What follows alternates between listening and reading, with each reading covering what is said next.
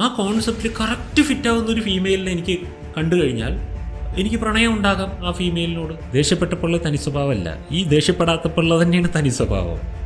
നമ്മളെന്തിനാ വെറുതെ അങ്ങനെ കൊണ്ട് ക്ലെയിം ചെയ്യാൻ നിൽക്കുന്നത്? അതിനെ കൊണ്ട് കൊക്കയിൽ കളഞ്ഞു. ഇതാണ് മെയിൻ. ഈ ഒരു സാധനം ഭയങ്കര മെയിനാണ്. അവനോട് ആരാണെങ്കിലും ദേഷ്യപ്പെടും.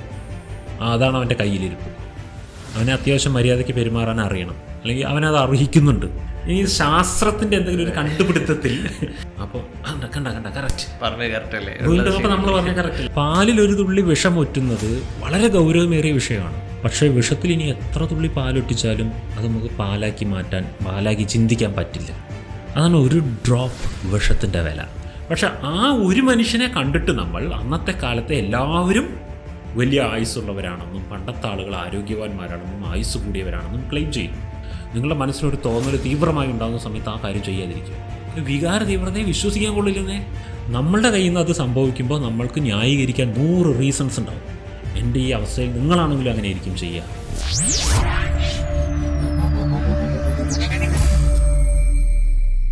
Hello everyone, modern wisdom Malayalam പോഡ്കാസ്റ്റിൻ്റെ മറ്റൊരു എപ്പിസോഡിലോട്ട് എല്ലാവർക്കും സ്വാഗതം. ഞാൻ മൊയ്തീൻ. ഇന്നത്തെ ഡിസ്കഷനിൽ നമ്മുടെ കൂടെയുള്ളത് Anilkumar PC. His a mind tuner, a meditation trainer and a life coach. Science, spirituality, psychology, ഫിലോസഫിൻ്റെ ഒരു ബ്ലെൻഡ് ഉപയോഗിച്ച് നമ്മുടെ ലൈഫ് ചാലഞ്ചസിന് ഒരു എഫക്റ്റീവായിട്ടുള്ള രീതിയിൽ പ്രോബ്ലം സോൾവ് ചെയ്യുന്ന ഒരു അമേസിങ് ഇൻഡിവിജ്വൽ കൂടിയാണ് അദ്ദേഹം. Welcome to the programme again sir. Thank you Moideen. ഇന്ന് ഡിസ്കസ് ചെയ്യാമെന്ന് വിചാരിക്കുന്ന ഒരു കാര്യം, നമ്മൾക്ക് ഒരു റിയാലിറ്റി പറഞ്ഞിട്ടൊരു കാര്യമുണ്ട്, പക്ഷേ നമ്മളെല്ലാവരും അതിനെ വ്യത്യസ്ത രീതിയിലാണ് കാണുന്നത്. അപ്പോൾ നമ്മളൊരു കാര്യത്തിന് ഇതാണ് ഈ രീതിയിലാണെന്ന് നമ്മൾ ഡിഫൈൻ ചെയ്യും, അല്ലെങ്കിൽ അത് റിയാലിറ്റി ആയിട്ട് നമ്മൾ നിൽക്കുന്നുണ്ടാവും. പക്ഷെ മറ്റൊരാൾക്ക് അങ്ങനെ ആയിരിക്കണം എന്നില്ല. ഇങ്ങനൊരു വ്യത്യസ്ത എല്ലാവരുടെ പേഴ്സ്പെക്റ്റീവിലും ആ ഡിഫറൻസ് ഉണ്ട്. അപ്പോൾ ഞാൻ ആലോചിക്കാറുണ്ട്, എന്തുകൊണ്ടാണ് നമുക്ക് ഈ ഒരു മുഴുവനായിട്ടുള്ള റിയാലിറ്റി നമുക്ക് കാണാൻ പറ്റുന്നത്? നമുക്കിങ്ങനെ എന്തുകൊണ്ട് എല്ലാവർക്കും ഡിഫറെൻ്റ് ആയിട്ടുള്ള രീതിയിലാണ് നമ്മൾ പെർസീവ് ചെയ്യുന്നത്. അപ്പോൾ അത് പലപ്പോഴും പല പ്രോബ്ലംസ് നമ്മുടെ ജീവിതത്തിൽ ഉണ്ടാക്കാറുണ്ട്. അപ്പോൾ ഇതിൽ അവെയർ അല്ലെങ്കിൽ നമ്മൾ മനസ്സിലാക്കണം, നമ്മൾ കാണുന്നത് മാത്രമല്ല റിയാലിറ്റി നമ്മൾ മനസ്സിലാക്കേണ്ടതായിട്ടുണ്ട്. അപ്പോൾ അതിനെപ്പറ്റി ഒന്ന് ഡീപ്പായിട്ട് ചർച്ച ചെയ്ത് ഞാൻ വിചാരിക്കുന്നു. ഇനിയിപ്പോൾ അഥവാ നമുക്ക് എല്ലാവരുടെയും പെർസ്പെക്റ്റീവ് മനസ്സിലാക്കാനുള്ളൊരു ശേഷി ഒരു വരമോ മറ്റോ ആയിട്ട് മൊയ്തീന് കിട്ടിയെന്ന് വിചാരിച്ചോ, അങ്ങനെയെങ്കിൽ ചിലപ്പോൾ വിത്തിൻ 2 days മൊയ്തീൻ്റെ മൈൻഡ് ഔട്ടാവും, ഡാമേജ് ആവും. ഈ ലോകത്തിൻ്റെ എല്ലാവരുടെയും പേഴ്സ്പെക്റ്റീവ് മനസ്സിലാക്കേണ്ട ആവശ്യമില്ല ഒരാൾക്ക് ജീവിക്കാൻ. കാരണം ഒരു ജീവി ഡിസൈൻ ചെയ്യപ്പെട്ടിരിക്കുന്നത് ആ ജീവിക്ക് ജീവിക്കാൻ വേണ്ടിയിട്ടാണ്. അത് ഉറപ്പല്ലേ? മൊയ്തീൻ എന്ന ജീവി സൃഷ്ടിക്കപ്പെട്ടിരിക്കുന്നത് മൊയ്തീന് ജീവിക്കാൻ വേണ്ടിയിട്ടാണ്. ബട്ട് നമ്മളൊരു വലിയൊരു സിസ്റ്റത്തിൻ്റെ ഉള്ളിൽ ജീവിക്കുമ്പോൾ നമ്മൾ കുറച്ചൊക്കെ അങ്ങോട്ടും ഇങ്ങോട്ടും കൊടുക്കൽ വാങ്ങലുകൾ ഇമോഷണലി മറ്റു പല കാര്യങ്ങളിലും ഉണ്ടെന്ന് മാത്രം. ഇത് നമുക്ക് എല്ലാവർക്കും ബോധം വേണ്ടൊരു കാര്യമാണ്. ലോകത്ത് ജനിച്ച ഓരോ ജീവിയും ആ ജീവിക്ക് വേണ്ടിയാണ് ജീവിക്കുന്നത്. നമുക്ക് വേണ്ടിയൊന്നും ആരും ജീവിക്കുന്നില്ല. നമ്മളും ആർക്ക് വേണ്ടിയും ജീവിക്കണ്ട. എല്ലാവരുടെയും ഒപ്പം ജീവിക്കുക, പക്ഷെ ആർക്ക് വേണ്ടിയും ജീവിക്കണ്ട. ആരെയും മനസ്സിലാക്കാൻ ശരിക്കും മനുഷ്യർക്ക് പറ്റില്ല. I can't understand you. ഞാൻ അത് അക്സെപ്റ്റ് ചെയ്താൽ മതി. എനിക്ക് മൊയ്തീനെ മനസ്സിലാക്കാൻ പറ്റില്ല. മൊയ്തീൻ എന്തുകൊണ്ടാണ് ഇങ്ങനെ ചിന്തിക്കുന്നത് എന്ന് എനിക്ക് മനസ്സിലാക്കാൻ ബുദ്ധിമുട്ടായിരിക്കും. ബട്ട് മൊയ്തീന് അങ്ങനെ ചിന്തിക്കുവാനുള്ള സ്വാതന്ത്ര്യമുണ്ട് എന്ന് അക്സെപ്റ്റ് ചെയ്യാൻ ശ്രമിച്ചാൽ മതി. ഞാൻ മനസ്സിലാകുന്നുണ്ടോ? അണ്ടർസ്റ്റാൻഡ് ചെയ്യാൻ ശ്രമിക്കേണ്ട ആവശ്യമേ ഇല്ല. അണ്ടർസ്റ്റാൻഡ് ചെയ്യൽ വളരെ കോംപ്ലിക്കേറ്റഡാണ്. മൊയ്തീൻ്റെ ജെനറ്റിക് ബാക്ക്ഗ്രൗണ്ട്സ്, മൊയ്തീൻ്റെ ചൈൽഡ്ഹുഡ്, മൊയ്തീൻ്റെ ഉള്ളിൽ അതിനനുസരിച്ചുണ്ടായിട്ടുള്ള മൈൻഡ് എന്ന സോഫ്റ്റ്വെയർ, അത് ഒന്നും ഗസ് ചെയ്യാൻ പോലും എനിക്ക് പറ്റില്ല. പിന്നെ ഞാൻ എങ്ങനെ അണ്ടർസ്റ്റാൻഡ് ചെയ്യും? അപ്പോൾ ഓരോ മനുഷ്യനും ഓരോ പാറ്റേൺ ഉണ്ടെന്നും ആ പാറ്റേൺ റെസ്പെക്റ്റ് ചെയ്യപ്പെടേണ്ടതാണെന്ന്, സൊസൈറ്റിക്ക് ഉപദ്രവകരമല്ലെങ്കിൽ അത് റെസ്പെക്റ്റ് ചെയ്യപ്പെടേണ്ടതാണെന്നുള്ളൊരു കോമൺ സെൻസ് മാത്രം ഉണ്ടായാൽ മതി എന്നാണ് എനിക്ക് തോന്നിയിട്ടുള്ളത്. റീസണായി നിൽക്കുന്നത് ബയാസാണ്. നമ്മുടെ സൈക്കോളജിയിൽ പഠിച്ചിട്ടില്ലേ ബയാസിനെ കുറിച്ച്? ബയാസാണ്, അതായത് നമ്മളെല്ലാവരെയും ബ്രെയിൻ ഒരു 100% പെർഫെക്റ്റ് ആയിട്ടുള്ളൊരു ഓർഗനൊന്നും അല്ല. അതിന് കിട്ടുന്ന പാറ്റേൺ ആയിട്ടുള്ള പല ഇൻഫർമേഷനുകളുടെയും ഒരു സ്വഭാവം അനുസരിച്ച് ബ്രെയിൻ പൊതുവെ പലതരം ബയാസ് നിർമ്മിച്ചു വയ്ക്കും. അതെന്ന് വെച്ചാൽ ബയാസ് എന്ന് പറഞ്ഞാൽ എന്താണെന്ന് വെച്ചാൽ നിലവിലുള്ള എന്തോ ഒന്നിനെ അടിസ്ഥാനപ്പെടുത്തിക്കൊണ്ട് ബാക്കിയുള്ളതിനെയും കൂടെ അങ്ങോട്ട് ജനറലൈസ് ചെയ്യുന്ന ഒരു തരം സ്വഭാവങ്ങളെയൊക്കെ നമുക്ക് ബയാസ് എന്ന് പറയാം. ഒരു ഫിൽറ്റർ വെച്ച് കാണാം. അതൊരു തരം ഫിൽറ്ററാണ് ബ്രെയിനിൻ്റെ. നമുക്കെല്ലാവർക്കും ഇതുണ്ട്. ജനറലി കുറേ ടൈപ്പ് ബയാസസ് ഉണ്ട്. അതിൽ ഏതെങ്കിലുമൊക്കെ പലരിലും ഡോമിനേറ്റ് ചെയ്ത് നിൽക്കുന്നുണ്ടായിരിക്കും. ഞാനിത് ഏറ്റവും സിമ്പിളായി ഈ ബയാസ് എന്താണെന്ന് മനസ്സിലാക്കാൻ ഏറ്റവും സിമ്പിൾ എക്സാമ്പിൾ നെഗറ്റിവിറ്റി ബയാസ് എന്ന ബയാസിനെ കുറിച്ച് പറഞ്ഞു തരുന്നതായിരിക്കും. നെഗറ്റിവിറ്റി ബയാസ് മനുഷ്യരിലുള്ളതാണത്. എന്താണ് നെഗറ്റിവിറ്റി ബയാസ് എന്ന് പറഞ്ഞാൽ, ഞാനും മൊയ്തീനും തമ്മിൽ കുറേ നാളുകളായിട്ട് നമ്മൾ സുഹൃത്തുക്കളാണെന്ന് വിചാരിക്കുന്നു. അപ്പോൾ ഈ സൗഹൃദ ബന്ധത്തിൻ്റെ ഇടയിൽ ഞാനും മൊയ്തീനും അങ്ങോട്ടും ഇങ്ങോട്ടും ഒരുപാട് നന്മകൾ കൈകാര്യം ചെയ്തിട്ടുണ്ടാവും. ഇപ്പോൾ മൊയ്തീനെ ഉദാഹരണം പറയാം. ഞാൻ മൊയ്തീന് ഒരുപാട് നന്മകൾ മൊയ്തീനുണ്ടായിട്ടുണ്ടാവും, എന്നെക്കൊണ്ട് ഒരുപാട് ഗുണങ്ങളുണ്ടായിട്ടുണ്ടാവും, സന്തോഷിച്ചിട്ടുണ്ടാവും മൊയ്തീൻ പലപ്പോഴും. ബട്ട് ഏതെങ്കിലും ഒരു പോയിന്റിൽ ഞാൻ മൊയ്തീനെ ഭീകരമായി ഹർട്ട് ചെയ്തിട്ടുണ്ടെന്ന് വിചാരിച്ചു, ഏതോ ഒരു പോയിന്റിൽ. അപ്പോൾ മൊയ്തീന് ആ ഹർട്ട് ഓർമ്മിക്കാൻ എളുപ്പമായിരിക്കും. എത്ര വർഷം കഴിഞ്ഞാലും മൊയ്തീന് ആ ഒരു കാര്യം എന്നെ ഓർമ്മിക്കുന്നതിൻ്റെ കൂടെ തന്നെ ഞാൻ മൊയ്തീന് നൽകിയ ആ ഹർട്ട് ഓർമ്മിക്കാൻ എളുപ്പമായിരിക്കും. എന്നാൽ അത്ര എളുപ്പമായിരിക്കില്ല ഞാൻ മൊയ്തീനെ സന്തോഷിപ്പിച്ചതും സമാധാനിപ്പിച്ചൊക്കെ ഓർമ്മിക്കാൻ. പോസിറ്റീവ് കാര്യങ്ങളുടെ ഇടയിൽ ഒറ്റ നെഗറ്റീവ് കാര്യം ഉണ്ടെന്ന് വെച്ചാൽ നമ്മൾ അതിൽ കൂടുതൽ ശ്രദ്ധ കൊടുക്കുന്നത്. അതെ, ഒരു കുടം പാലിൽ ഒരു തുള്ളി മാരക വിഷം ഒറ്റിയെന്നിരിക്കട്ടെ, അത് മൊയ്തീനറിയാം. മറ്റൊരാൾ വന്നിട്ട് അതറിയാതെ ആ പാലെടുത്ത് കുടിക്കാൻ നിൽക്കുകയാണ്. അപ്പം മൊയ്തീൻ കുടിക്കരുത്, അത് മുഴുവൻ വിഷമാണ് എന്ന് പറയും. എന്നാൽ ഒരു കുടം വിഷത്തിൽ ഒരു തുള്ളി പാലൊറ്റിച്ചു എന്ന് വിചാരിച്ചോ, അപ്പോൾ അത് മുഴുവൻ വിഷമാണെന്ന് കുറച്ച് മുമ്പ് പറഞ്ഞു. പക്ഷെ ഒരു കുടം വിഷത്തിൽ ഒരു തുള്ളി പാലൊട്ടിച്ചാൽ അത് മുഴുവൻ പാലാണെന്ന് നമ്മൾ പറയുമോ? ഇല്ല. അല്ലേ? അതാണ്, പാലിൽ ഒരു തുള്ളി വിഷം ഒറ്റുന്നത് വളരെ ഗൗരവമേറിയ വിഷയമാണ്. പക്ഷേ വിഷത്തിൽ ഇനി എത്ര തുള്ളി പാലൊട്ടിച്ചാലും അത് നമുക്ക് പാലാക്കി ചിന്തിക്കാൻ പറ്റില്ല. അതാണ് ഒരു ഡ്രോപ്പ് വിഷത്തിൻ്റെ വില. അത് വളരെ ശ്രദ്ധിക്കേണ്ട സാധനമാണ്. അത് നമുക്കറിയാം. അതുകൊണ്ടാണ് ആ ഒരു ഡ്രോപ്പ് നെഗറ്റീവ് സാധനത്തിന് ഈ ലക്ഷക്കണക്കിന് ഡ്രോപ്സ് പാലിനെ വിഷം എന്ന് വിളിപ്പിച്ചത്. അത് മുഴുവൻ വിഷമാണ് എന്നാണ് പറഞ്ഞത്. അത് മുഴുവൻ പാലാണ്, അതിലൊരു ഡ്രോപ്പ് വിഷമേ ഉള്ളൂ. പക്ഷെ നമ്മൾ അപ്പോഴേക്കും അത് മുഴുവൻ വിഷമാണെന്നാണ് പറയുക. ഇതാണ് നെഗറ്റിവിറ്റി ബയാസിൻ്റെ മനസ്സിലാക്കാനുള്ളൊരു എക്സാമ്പിൾ. ചുരുക്കി പറഞ്ഞാൽ നെഗറ്റിവിറ്റി ബയാസ് എന്ന ബയാസ് ഡെവലപ്പ് ആയത് എങ്ങനെയാണെന്നുള്ളത് നമ്മൾ ചിന്തിക്കണം. വനങ്ങളിൽ ജീവിച്ച് നാഗരികതകളിലേക്ക് വളർന്നു വലുതായ, ഗോത്രങ്ങളിൽ നിന്ന് ഇൻഡിവിജ്വാലിറ്റിയിലേക്ക് ഡെവലപ്പായ ആ ഒരു മനുഷ്യ മനഃശാസ്ത്രത്തിൻ്റെ എവല്യൂഷൻ നമ്മളത് മനസ്സിലാക്കുമ്പോഴാണ് എന്താണ് ബയാസ് എന്നുള്ളത് നമുക്ക് ചിന്തിക്കാൻ പറ്റുക. ഇപ്പം നെഗറ്റിവിറ്റി ബയാസിൻ്റെ ഒരു എക്സാമ്പിൾ പറഞ്ഞുതരാം. മൊയ്തീൻ ഒരു 10,000 years എഗോ ജീവിക്കുന്ന ഒരാളാണെന്ന് വിചാരിക്കുക. ഒരു വനവാസിയാണ്, കാട്ടിൽ ജീവിക്കുന്ന ഒരു വ്യക്തിയാണ്. കാട്ടിലെ കായ്കനികളൊക്കെ പറിച്ച് കഴിച്ച് ജീവിക്കുന്ന ഒരു വ്യക്തി. മൊയ്തീന് ഒരേ സമയം ഇവിടെ 2 കാര്യങ്ങൾ മുന്നിൽ കാണേണ്ടി വരികയാണ്. ഒന്ന്, ആ വനത്തിലെ അതിസുന്ദരിയായ ഒരു പെൺകുട്ടി, അവൾ മൊയ്തീനെ വളരെയധികം ഇഷ്ടപ്പെടുന്നു. ഓക്കെ, മൊയ്തീനെ ഇണയായി ചൂസ് ചെയ്യാൻ വേണ്ടി ഇവിടെ നിൽക്കുകയാണ്. അപ്പോൾ മൊയ്തീനെ അട്രാക്റ്റ് ചെയ്യാൻ വേണ്ടിയിട്ട് അവൾ നിൽക്കുകയാണ്, ഇങ്ങനെ ആംഗ്യങ്ങളൊക്കെ കാണിച്ചുകൊണ്ട് നിൽക്കുകയാണ്. അപ്പോൾ മൊയ്തീൻ്റെ ഉള്ളിൽ ലഡു പൊട്ടിയിരിക്കുകയാണ് ആ സമയത്ത്. അറ്റ് ദ സെയിം ടൈം മറ്റൊരു സൈഡിൽ ഒരു കടുവ മൊയ്തീനെ പിടിക്കാൻ വേണ്ടിയിട്ട് പതുങ്ങി വന്നുകൊണ്ടിരിക്കുകയാണ്. ഇവിടെ പെൺകുട്ടി, ഇവിടെ കടുവ. മൊയ്തീൻ ഏതിലേക്ക് കൂടുതൽ ശ്രദ്ധ പോവുക? ഡിഫിക്കൽട്ട് ഡിസിഷൻ, പക്ഷേ കടുവയായിരിക്കും. മൊയ്തീൻ കടുവേനാണ് ആ സമയത്ത് ശ്രദ്ധിക്കുക.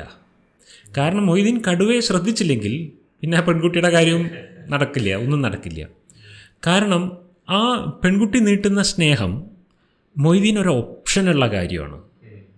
വേണമെങ്കിൽ വേണ്ടാന്ന് പറയാം, അത് വേണമെങ്കിൽ വേണ്ടാന്ന് വെക്കാം, അല്ലെങ്കിൽ വേണമെന്ന് വെക്കാം, ഇപ്പോൾ വേണ്ട പിന്നെ പറയാമെന്ന് പറയാം. ഓപ്ഷൻസ് അവിടെ കിടക്കുകയാണ് ആ പോസിറ്റിവിറ്റിക്ക്. ബട്ട് ഈ നെഗറ്റിവിറ്റിയിൽ ഈ കടുവ ചാടി വീണ് കഴിഞ്ഞാൽ ജീവൻ തന്നെ പോവുകയാണ്, ഫിനിഷാണ് അവിടെ. ഈ ഫീമെയിലിൻ്റെ കാര്യത്തിൽ നോ പറഞ്ഞാലും യെസ് പറഞ്ഞാലും മൊയ്തീൻ്റെ ജീവൻ ഫിനിഷ് ആവുന്നില്ല. അപ്പോൾ പ്രയോറിറ്റി കൂടുതൽ വരിക ഈ ജീവൻ തീരാൻ സാധ്യതയുള്ള മേഖല കൂടുതൽ ശ്രദ്ധിക്കണം എന്നുള്ളതാണ്. ഡേഞ്ചറസ് ആണത്. അപ്പോൾ കാടുകളിൽ ജീവിച്ചും ഇതുപോലെയുള്ള അപകടങ്ങൾ ഒരുപാട് തരണം ചെയ്ത് വന്ന ഒരു ജെനറ്റിക് ഹിസ്റ്ററി ഉണ്ട് മനുഷ്യവർഗത്തിന്. അങ്ങനെ അനവധി അപകടങ്ങളിലൂടെ കടന്ന് അതിജീവിച്ചു വന്നൊരു വർഗമാണിത്. അപ്പോൾ ഇതിൻ്റെ ഉള്ളിൽ ഈ നെഗറ്റീവ് സാധനങ്ങൾ, അത് ഉദാഹരണമാണ് കടുവ, പാമ്പ്, ഇതൊക്കെയാണ് നെഗറ്റീവ് എന്ന് പറയുന്നത്. മറ്റു ഗോത്രങ്ങളിൽപ്പെട്ട അക്രമകാരികളായ മനുഷ്യർ, ഇതൊക്കെ നെഗറ്റീവ്സാണ്. അപ്പോൾ നെഗറ്റീവ്സ് വളരെ ജാഗ്രതയോടെ ശ്രദ്ധിക്കേണ്ട സാധനമാണ്. പോസിറ്റീവ്സിന് ഓപ്ഷൻ ഉണ്ട്, അത്ര ശ്രദ്ധിച്ചില്ലെങ്കിലും കുഴപ്പമില്ല, വേണമെങ്കിൽ ഉപയോഗിക്കാം അല്ലെങ്കിൽ വേണ്ട, അങ്ങനെ വയ്ക്കാം. അപ്പോൾ അതിൽ നിന്ന് ഡെവലപ്പായ ഒരു സാധനമാണ് ഈ നെഗറ്റിവിറ്റി ബയാസ്. നെഗറ്റീവായിട്ടുള്ള എന്തെങ്കിലും എക്സ്പീരിയൻസ് ഉണ്ടെങ്കിൽ അതിന് അമിത ജാഗ്രത കൊടുക്കണം എന്നുള്ളൊരു കോൺസെപ്റ്റ്. ഇപ്പോൾ നമ്മൾ കടുവ ചാടാനില്ല, മലമ്പാമ്പ് പിടിച്ച് വരിഞ്ഞ് മുറുക്കാനില്ല, അന്യഗോത്രങ്ങളുടെ ആക്രമണങ്ങൾ എന്ന് പറഞ്ഞ് പറയാനൊന്നുമില്ല. അങ്ങനത്തെ ഒരു സിറ്റുവേഷനിലേക്ക് വന്നെങ്കിലും മനസ്സിലാക്കേണ്ടത് നമ്മൾ ഒരു AI യുഗത്തിൽ ഒരു ശിലായുഗ ബ്രെയിൻ കൊണ്ട് ജീവിക്കുന്ന ജീവിയാണ്. അത് നല്ല ബോധം വേണം. നമ്മുടെ ബ്രെയിൻ അങ്ങനെ ഇന്നത്തെ കാലത്തിനനുസരിച്ച് അപ്ഡേറ്റ് ആയിട്ടൊന്നുമില്ല. നമുക്ക് ശിലായുഗ ബ്രെയിനിൻ്റെ പല പ്രവർത്തനങ്ങളും ഇപ്പോഴും ഉണ്ട് നമ്മുടെ ഉള്ളിൽ. അപ്പോൾ നെഗറ്റീവ് സാധനങ്ങളിലേക്ക് കൂടുതൽ ശ്രദ്ധ, നെഗറ്റീവായിട്ടുള്ള കാര്യങ്ങൾ കൂടുതൽ മെമ്മറൈസ് ചെയ്ത് വെക്കൽ. കാരണം വീണ്ടും അതേ സിറ്റുവേഷൻ ആവർത്തിക്കാതിരിക്കാനുള്ള പ്രിക്കോഷൻ എടുക്കാൻ വേണ്ടിയിട്ടാണ് അത് സംഭവിക്കുന്നത്. നമ്മൾ നടന്നു പോകുന്ന വഴിയിലൊരു കുഴിയുണ്ടെങ്കിൽ നമ്മൾ ഒരു തവണ കുഴിയിൽ അബദ്ധത്തിൽ പെട്ടുപോയാൽ അടുത്ത തവണ മുതൽ ആ കുഴി കൃത്യമായിട്ട് ആ സമയമാകുമ്പോൾ നമ്മുടെ മൈൻഡിലേക്ക് ഓർമ്മ വരും. കാരണം അത് സ്റ്റോർ ചെയ്ത് വെച്ചില്ലെങ്കിൽ നമ്മുടെ അപകടം സംഭവിക്കും. അപ്പോൾ ഇത്തരം കാര്യങ്ങൾ, റോഡിലെ ഹമ്പ്, ഇതൊക്കെ നമ്മൾ ഓർക്കുന്നത് എന്തുകൊണ്ടാണ്? നമ്മൾ ഫ്ലാറ്റായിട്ടുള്ള റോഡിൻ്റെ ഒരു സ്ഥലങ്ങളും നമ്മുടെ മൈൻഡിൽ രജിസ്റ്റേർഡ് അല്ല. ഹമ്പുള്ള സ്ഥലങ്ങൾ രജിസ്റ്റേർഡാണ് ഡെയിലി പോകുന്ന സ്ഥലങ്ങളിൽ. കാരണം ശ്രദ്ധിക്കേണ്ട പോയിൻറ്റ്സ് എന്നുള്ളതാണ്. അപ്പോൾ ഞാൻ അല്പം ജാഗ്രത കാണിക്കേണ്ട, ശ്രദ്ധിക്കേണ്ട പോയിൻറ്റ്സ് എനിക്ക് മറ്റെല്ലാ കാര്യങ്ങളെക്കാൾ കൂടുതൽ ഡോമിനേറ്റ് ചെയ്ത് ചിന്തിക്കാനുള്ള ശീലം ഉണ്ടാവും. ഇത് ബന്ധങ്ങളിൽ വരുമ്പോൾ വലിയ പ്രശ്നമാവും. അത്രയേ ഉള്ളൂ. ഇത് മനുഷ്യൻ്റെ സർവൈവലായിട്ട് കണക്ട് ചെയ്ത് കിടക്കുന്ന ഒരു പ്രധാനപ്പെട്ട നേച്ചറാണ്. ബട്ട് ഇത് ബന്ധങ്ങളിൽ വരുമ്പോൾ എന്താ സംഭവിക്കുന്നത്? ഞാൻ 1000 നന്മകൾ മൊയ്തീന് ചെയ്തു തന്നാലും എൻ്റെ കയ്യിൽ നിന്ന് സംഭവിച്ചു പോയ ഒരു തെറ്റായിരിക്കും മൊയ്തീന് എന്നെക്കുറിച്ച് ഓർക്കാൻ എളുപ്പം. ഇത് അതിനെ ബേസ് ചെയ്തിട്ടായിരിക്കും ഞാൻ എന്നെക്കുറിച്ച് ചിന്തിക്കുക. ഞാൻ മൊയ്തീൻ്റെ ഉദാഹരണം തന്നെ പറയുന്നു എന്ന് മാത്രം കേട്ടോ. ചിലപ്പോൾ മൊയ്തീൻ എന്നെക്കുറിച്ച് ഇങ്ങനെ അഭിപ്രായം പറയുകയാണെന്ന് വിചാരിച്ചോ. അപ്പോൾ ഇങ്ങനെ പറയാം, ഒരുപാട് നല്ല കാര്യങ്ങളൊക്കെ ചെയ്യുമെങ്കിലും പുള്ളിക്ക് ഇങ്ങനെ ഒരു വലിയ കുഴപ്പമുണ്ട്. ഇങ്ങനെയാണ് ആ സെൻറ്റൻസ് ശ്രദ്ധിക്കണേ. ഒരുപാട് നല്ല കാര്യങ്ങളൊക്കെ എനിക്ക് ചെയ്തു തന്നിട്ടുണ്ടെങ്കിലും, അല്ലെങ്കിൽ ഒരുപാട് നന്മയുള്ളൊരു മനുഷ്യനാണെങ്കിലും ആ പുള്ളിക്ക് ഇങ്ങനൊരു കുഴപ്പമുണ്ട്. അതൊക്കെ അവിടെ ന്യൂട്രലായി പോയി. അതെ, അതൊക്കെ ഉണ്ടെങ്കിലും അതിനെ കൊണ്ട് കൊക്കയിൽ കളഞ്ഞു. ഇതാണ് മെയിൻ. ഈ ഒരു സാധനം ഭയങ്കര മെയിനാണ്. നേരെ മറിച്ച് ഇങ്ങനെ ഒരു സെൻറ്റൻസ് ഉണ്ടാക്കിക്കൂടെ? ഇങ്ങനെ ഒരു ചെറിയ ഒരു മോശ സ്വഭാവം പുള്ളിയുടെ കയ്യിലുണ്ടെങ്കിലും ബാക്കി 99% നല്ലവനാണ്. അങ്ങനെ പറഞ്ഞൂടെ? പക്ഷെ അങ്ങനെ ഞാനാണെങ്കിലും മൊയ്തീനാണെങ്കിലും അങ്ങനെ സെൻറ്റൻസ് ഉണ്ടാക്കില്ല. സെൻറ്റൻസ് ഉണ്ടാക്കുക, ആ നന്മകളെ മുഴുവനും ഒരു കൊട്ടയിലാക്കിയിട്ട് കഴുത്തി അങ്ങോട്ട് വെച്ചിട്ട് എന്നിട്ട് മറ്റേ ഉണ്ടായ ചെറിയ തിന്മയെ നമ്മൾ എടുത്ത് പ്രൊജക്റ്റ് ചെയ്ത് ഇങ്ങോട്ട് ഒട്ടിച്ചു വയ്ക്കും. ഇതിനുള്ള നമ്മുടെ ടെൻഡൻസിയുടെ പേരാണ് നെഗറ്റിവിറ്റി ബയാസ്. ഇത് ബന്ധങ്ങളിൽ ഉണ്ടാകും. അപ്പോൾ ഇതിപ്പോൾ ഉണ്ടാകും, അങ്ങനെയാണത് എന്ന് അറിഞ്ഞുകൊണ്ട് ഇപ്പോൾ എന്താ ഗുണം?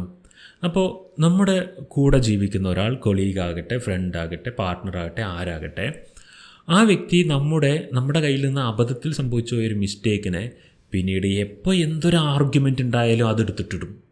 എന്നാലും നിങ്ങൾ അന്ന് എന്നോട് ഇങ്ങനെ ചെയ്തില്ലേ എന്ന് പറഞ്ഞിട്ട്. അപ്പോൾ നമ്മൾ ഡിസ്റ്റർബ് ആകും.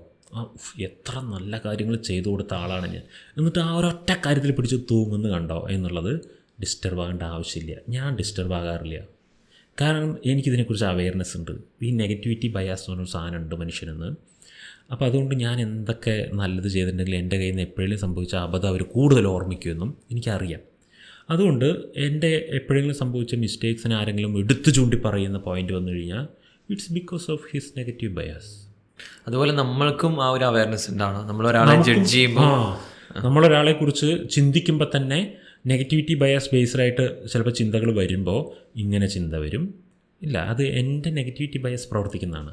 അയാൾ അങ്ങനെ വലിയ തെറ്റുകാരനായതുകൊണ്ടല്ല, ഞാൻ അയാളുടെ നന്മകളിലേക്കല്ല കൂടുതൽ ഫോക്കസ് ചെയ്യുക, അയാളുടെ തിന്മയിലേക്കാണ്. അതിനുള്ള ടെൻഡൻസി ഉള്ളൊരു ബ്രെയിൻ കൊണ്ടാണ് ഞാനീ നടക്കുന്നത്.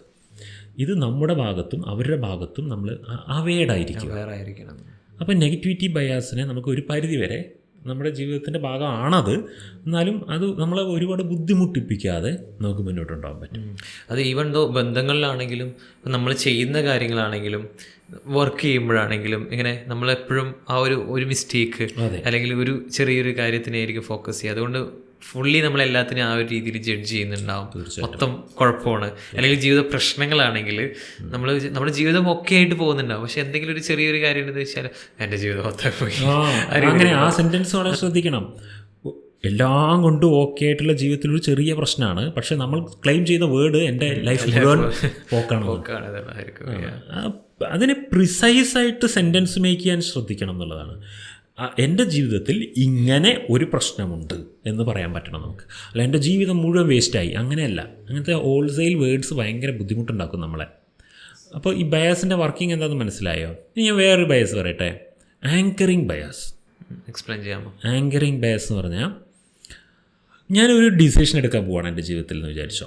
അപ്പോൾ എൻ്റെ ജീവിതത്തിൽ വളരെ ക്രിട്ടിക്കലായിട്ടുള്ളൊരു കാര്യത്തിലാണ് ഡിസിഷൻ എടുക്കുന്നത്. ആ ഡിസിഷൻ എടുക്കാൻ എനിക്ക് കുറേ അറിവുകൾ വേണ്ടേ. ഈ അറിവുകൾ കളക്ട് ചെയ്യൽ ഞാൻ എന്തായാലും ചെയ്യുമല്ലോ. അപ്പോൾ ഞാൻ പലയിടത്തുനിന്നും പല അറിവുകളും കളക്ട് ചെയ്തു. ബട്ട് ഇതിൽ ഞാൻ ആദ്യം കളക്ട് ചെയ്തൊരു പീസ് ഓഫ് നോളജ് ഉണ്ടല്ലോ, അതെൻ്റെ ബാക്കി കളക്ട് ചെയ്യുന്ന അറിവുകളുടെ മേലെ ഒരു മാനിപ്പുലേഷൻ ചെയ്യും. അതിന് ബേസ് ചെയ്തിട്ടായിരിക്കും ഈ നമ്മളുടെ ബ്രെയിൻ വിചാരിക്കുന്നത് ഈ ആദ്യം കിട്ടിയ സാധനം ജെന്യൂൻ സാധനമാണെന്നാണ്. അങ്ങനെ ഒരു തെറ്റിദ്ധാരണ ഉണ്ട് നമുക്ക്. അത് ചിലപ്പോൾ നമുക്ക് കിട്ടിയ ആദ്യത്തെ സാധനം റോങ് ആണെങ്കിലോ, ചിന്തിച്ച് നോക്കിയേ. അത് വളരെ ശ്രദ്ധിക്കേണ്ട ഒരു കാര്യമാണ്. ഈ കമ്പനികൾ സാമ്പിൾ പാക്കറ്റുകൾ കൊടുക്കുന്ന ഒരു പരിപാടി ഉണ്ടല്ലോ, ഫ്രീ ആയിട്ടൊക്കെ. സാമ്പിൾ പാക്കറ്റ് ഏറ്റവും അടിപൊളി സാധനം അവർ കൊടുക്കുക. കാരണം അത് കണ്ടിട്ട് വേണം ഇംപ്രസ് ആവാൻ അവർക്ക് സാധനത്തിൽ. കാരണം ആദ്യം കിട്ടിയ സാധനത്തിൻ്റെ മേലെയുള്ള ഇഷ്ടപ്പെടൽ, പിന്നെ അടുത്ത സാധനങ്ങളിലേക്കൊക്കെ പോകുമ്പോൾ ആ ഇഷ്ടം വെച്ച് കൊണ്ട് മാനിപ്പുലേറ്റ് ചെയ്തിട്ടാണ് ബാക്കിയുള്ളതിനെയൊക്കെ ചിന്തിക്കുക. ഇപ്പോൾ മൊയ്തീൻ ഒരു ദുഷ്ടനാണ് എന്ന് മൊയ്തീനെ പരിചയപ്പെടുന്നതിന് മുമ്പ് മൊയ്തീൻ്റെ ഒരു ഫ്രണ്ട് എനിക്ക് മുന്നറിയിപ്പ് തന്നു എന്ന് വിചാരിച്ചു. നമ്മൾ രണ്ടുപേരും ആദ്യമായിട്ട് കാണുകയാണേ. മൊയ്തീൻ എന്നെ കണ്ട ആദ്യത്തെ ദിവസം ഓർമ്മയുണ്ടോ? മൊയ്തീനും ഞാനും തമ്മിൽ കണ്ട ആദ്യത്തെ ദിവസം ഒരു പ്രോഗ്രാമിൽ വെച്ചിട്ടായിരുന്നു. എന്തായിരുന്നു അത്? ഒരു ഇവൻ്റ് ആയിരുന്നു, വൺ ഡേ ഇവൻ്റ് ആയിരുന്നു. ആ ഇവൻറ്റിൽ വെച്ച് നമ്മൾ കണ്ടില്ലേ. അപ്പോൾ മൊയ്തീനെ ഞാൻ കണ്ടു, എനിക്ക് നല്ല ഇഷ്ടമായി, ഞാൻ പരിചയപ്പെടണമെന്ന് പറഞ്ഞു നമ്മളെ പരിചയപ്പെടുത്തിയ ആളോട്. അപ്പോൾ ആ പുള്ളി എന്നോട് ആദ്യമേ പറഞ്ഞിട്ടുണ്ടെന്ന് വിചാരിച്ചോ, അതെ മൊയ്തീനോട് ഇടപെടുമ്പോൾ ഇത്തിരി സൂക്ഷിക്കണം കേട്ടോ, പുള്ളി ആളത്ര ശരിയല്ല, എന്തെങ്കിലും ഒരു പ്രത്യേകിച്ചൊരു കാര്യം പറഞ്ഞുകൊണ്ട് പുള്ളി എൻ്റെ അടുത്ത് അറിയിച്ചിട്ടുണ്ടെങ്കിൽ, മൊയ്തീൻ്റെ കയ്യിൽ നിന്ന് ആയിരക്കണക്കിന് നല്ല എക്സ്പീരിയൻസുകൾ ഞാൻ ഡയറക്റ്റ്ലി അറിഞ്ഞുകൊണ്ടിരിക്കുമ്പോഴും എൻ്റെ ആ ആദ്യത്തെ പീസ് ഓഫ് ഇൻഫർമേഷൻ ഒരു ത്രെട്ടായിട്ട് അവിടെ കിടക്കണ്ടോ. അതിനൊന്ന് ബാക്കി വരുന്നതിന് അവിടെ വിശ്വസിക്കുന്നുണ്ടാവില്ല. അതെല്ലാം കൂടെ ചേർന്നാലും മറ്റേ ഇൻഫർമേഷൻ്റെ വെയിറ്റ് വരില്ല. That first information is important. അതാണ് ഈ ആങ്കറിങ് ബയസ് എന്ന് പറയുന്നത്. നമ്മുടെ ഡിസിഷൻ മേക്കിങ്ങുകളിൽ നമ്മൾ ഓരോ കോൺസെപ്റ്റുകൾ ഡെവലപ്പ് ചെയ്യുന്നതിലൊക്കെ ഈ ഫസ്റ്റ് പീസ് ഓഫ് ഇൻഫർമേഷൻ വളരെ ഇമ്പോർട്ടൻ്റ് ആണ്. അതുകൊണ്ട് ഞാനെപ്പോഴും ശ്രദ്ധിക്കാറുണ്ട് ഈ first piece of information collect ചെയ്യുന്നത് തന്നെ ജെന്യൂൻ ആയിരിക്കണം എന്നുള്ളത്. വളരെ സൂക്ഷിച്ചിട്ടേ ഞാൻ ചെയ്യാറുള്ളൂ. കാരണം എന്തെങ്കിലുമൊക്കെ പോയി നമ്മൾ ചിലപ്പോൾ ചില കാര്യങ്ങൾ സെർച്ച് ചെയ്തൊക്കെ പഠിക്കും, പുതിയ കാര്യങ്ങൾ പഠിക്കുമ്പോൾ അപ്പോൾ ആ ഫസ്റ്റ് പീസ് ഓഫ് ഇൻഫർമേഷൻ ചിലപ്പോൾ ഒരു റോങ് പ്ലാറ്റ്ഫോമിൽ നിന്ന് വരുന്നതായിരിക്കും. അതൊക്കെ നമ്മൾ ആദ്യം അതിൻ്റെ വിശ്വാസ സാധ്യതകളെ പഠിച്ചിട്ടേ സബ്ജക്റ്റ് പഠിക്കാൻ പാടുള്ളൂ. ഈ പറഞ്ഞ പോലെ ഇപ്പോൾ ബന്ധങ്ങളിലാണെങ്കിലും അങ്ങനെ വരുന്ന ഒരു കാര്യം ഫസ്റ്റ് ഇംപ്രഷൻ എന്ന് പറയുമല്ലോ. അപ്പോൾ പറഞ്ഞ പോലെ അങ്ങനെ നമ്മളൊരു ജഡ്ജ്മെൻറ്റ് ആദ്യം ഉണ്ടാക്കും. അപ്പോഴും നമുക്കിത് ശ്രദ്ധിക്കാമല്ലോ. കാരണം ചിലപ്പോൾ ഒരു വ്യക്തി നല്ല വ്യക്തിയായിരിക്കാം, പക്ഷേ ആ ഒരു വ്യക്തിയുടെ ഒരു പോസ്റ്റിലായിരിക്കും ചിലപ്പോൾ നമ്മൾ അവർ കാണുന്നുണ്ടാവുക. അപ്പോൾ നമ്മൾ അവരെ പറ്റിയിട്ട് ആ വ്യക്തി ജീവിതത്തിൽ ആദ്യമായി ദേഷ്യപ്പെട്ട ദിവസമായിരിക്കും ചിലപ്പോൾ നിങ്ങൾ അയാളെ കണ്ടിട്ടുണ്ടാവുക. അയാൾ ജീവിതത്തിൽ ഇന്നവരെ ദേഷ്യപ്പെട്ടിട്ടുണ്ടാവില്ല, പക്ഷെ നിങ്ങളുടെ ഉള്ളിൽ കയറുന്ന ഫസ്റ്റ് പീസ് ഓഫ് ഇൻഫർമേഷൻ എന്താ? ആ വ്യക്തി അങ്ങനെയാണ്, ദേഷ്യക്കാരെന്നുള്ളത്. ഒരു സിനിമയുണ്ടായിരുന്നു പണ്ട്, ഞാൻ എൻ്റെ ചെറുപ്പത്തിൽ കണ്ട ഒരു സിനിമ, തുള്ളാതെ മനവും തുള്ളും എന്ന് പറഞ്ഞ് കണ്ടിട്ടുണ്ടോ? അതിൽ നായിക വിജയിനെ കാണുമ്പോഴൊക്കെ അവൻ്റെ അടുത്തൊരു വെട്ടുകത്തി ഉണ്ടാവും. അവനൊരു തോന്നിയവാസിയായിട്ടുള്ള ചിത്രീകരണമായിരിക്കും. അതുകൊണ്ട് ഇവളുടെ ഉള്ളിലേക്ക് കയറിയിട്ടുള്ള ഇമാജിനേഷൻ മുഴുവൻ അവൻ, പക്ഷെ അത് മുഴുവനും റിയൽ ഇൻസിഡൻ്റ് അല്ല, അബദ്ധത്തിൽ അവൻ്റെ ആയിപ്പെടുന്നതാണ്. ഇതാണ് ആങ്കറിങ് ബയാസ്. തെറ്റിദ്ധാരണ എന്ന് പറയുന്ന സാധനം ഇല്ലേ, ഇതൊക്കെ ആങ്കറിങ് ബയാസ് ഉണ്ടാവുന്നതാണ്. കുറേ എണ്ണം കേട്ടോ, കുറേ തെറ്റിദ്ധാരണകൾ. ഒരു വ്യക്തി ചില പാവങ്ങളെ കയറി തെറ്റിദ്ധരിച്ച് കളയും നമ്മൾ. കാരണം നമുക്ക് എന്തോ ഒരു ഫസ്റ്റ് പീസ് ഓഫ് ഇൻഫർമേഷൻ എവിടെയോ മിസ്റ്റേക്കായിട്ട് കയറി കൂട്ടിയിട്ടുണ്ട്. ഇങ്ങനൊരു സാധനം ഉണ്ടെന്ന് നമ്മൾ അവെയർ ആയിരിക്കണം. എന്നിട്ട് കുറേയൊക്കെ നമുക്ക് ഈ ഫസ്റ്റ് പീസ് ഓഫ് ഇൻഫർമേഷൻ തന്നെ റോങ് ആവാതിരിക്കാൻ ശ്രമിക്കുക എന്നുള്ളത്. ചില കാര്യങ്ങളിലൊക്കെ നമ്മളിത് അറിയുക, അത് ആ ഫസ്റ്റ് പീസ് ഓഫ് ഇൻഫർമേഷന് എന്നെ ഇൻഫ്ലുവൻസ് ചെയ്യാനുള്ള കഴിവുണ്ട്, അതിനൊന്ന് അവിടെ നിന്ന് മാറ്റി വെച്ചിട്ട് ബാക്കി ഞാൻ ചിന്തിച്ച് നോക്കുമ്പോൾ എല്ലാം ഓക്കെ ആണല്ലോ. അപ്പോൾ ആ സാധനത്തിൻ്റെ മേലെ എൻ്റെ ബ്രെയിൻ അമിതമായൊരു അറ്റാച്ച്മെൻറ്റ് കാണിച്ചുകൊണ്ടുള്ള പ്രശ്നമാണ്, അല്ലാതെ വേറെ പ്രശ്നമൊന്നും ഇവിടെ ഇല്ല. ഇനി നമുക്ക് ചിന്തിക്കാൻ പറ്റണം. ഇതാണ് anchoring bias. Actor observer bias, ഇതെനിക്ക് വളരെ ഇഷ്ടപ്പെട്ടൊരു സാധനമാണ്, പഠിക്കുവാൻ വളരെ ഇഷ്ടമാണ് ഇതിനെക്കുറിച്ച്. അതെന്താണെന്നറിയോ? ഞാൻ മൊയ്തീനോട് ദേഷ്യപ്പെടുകയാണെന്ന് വിചാരിച്ചോളൂ. ഞാൻ മൊയ്തീനോട് ദേഷ്യപ്പെടുന്നത് ഞാനും മൊയ്തീനല്ലാത്ത മൂന്നാമതൊരുത്തൻ അനിൽ എന്തിനാണ് അങ്ങനെ ചെയ്തത്, മൊയ്തീനോട് ദേഷ്യപ്പെട്ടത് എന്ന് ചോദിച്ചാൽ എൻ്റെ ഉത്തരം എന്തായിരിക്കാൻ സാധ്യത? അവനോട് ആരാണെങ്കിലും ദേഷ്യപ്പെടും. അതാണ് അവൻ്റെ കയ്യിലിരിപ്പ്. അവനെ അത്യാവശ്യം മര്യാദയ്ക്ക് പെരുമാറാൻ അറിയണം. അല്ലെങ്കിൽ അവനത് അർഹിക്കുന്നുണ്ട്, എൻ്റെ സാഹചര്യം അങ്ങനെ ആയതുകൊണ്ടാണ് ഞാൻ ചെയ്തത് എന്ന് പറഞ്ഞ് ഞാൻ ദേഷ്യപ്പെടുവാനുള്ള കാരണത്തെ മൊയ്തീൻ്റെ തലയ്ക്ക് ആരോപിക്കുന്നു, അല്ലെങ്കിൽ ആ സാഹചര്യത്തിൻ്റെ മേലെ ആരോപിക്കുന്നു. ആ മിസ്റ്റേക്ക് എൻ്റെ കയ്യിൽ നിന്ന് സംഭവിക്കുമ്പോൾ ജസ്റ്റിഫൈ ചെയ്യുകയാണോ പറയുന്നത്? അതെ അതെ. ഇനി കഴിഞ്ഞിട്ടില്ല. നെക്സ്റ്റ് വേറൊരു ഏതോ ഒരു ദിവസം മൊയ്തീൻ എന്നോട് ദേഷ്യപ്പെടുന്നു.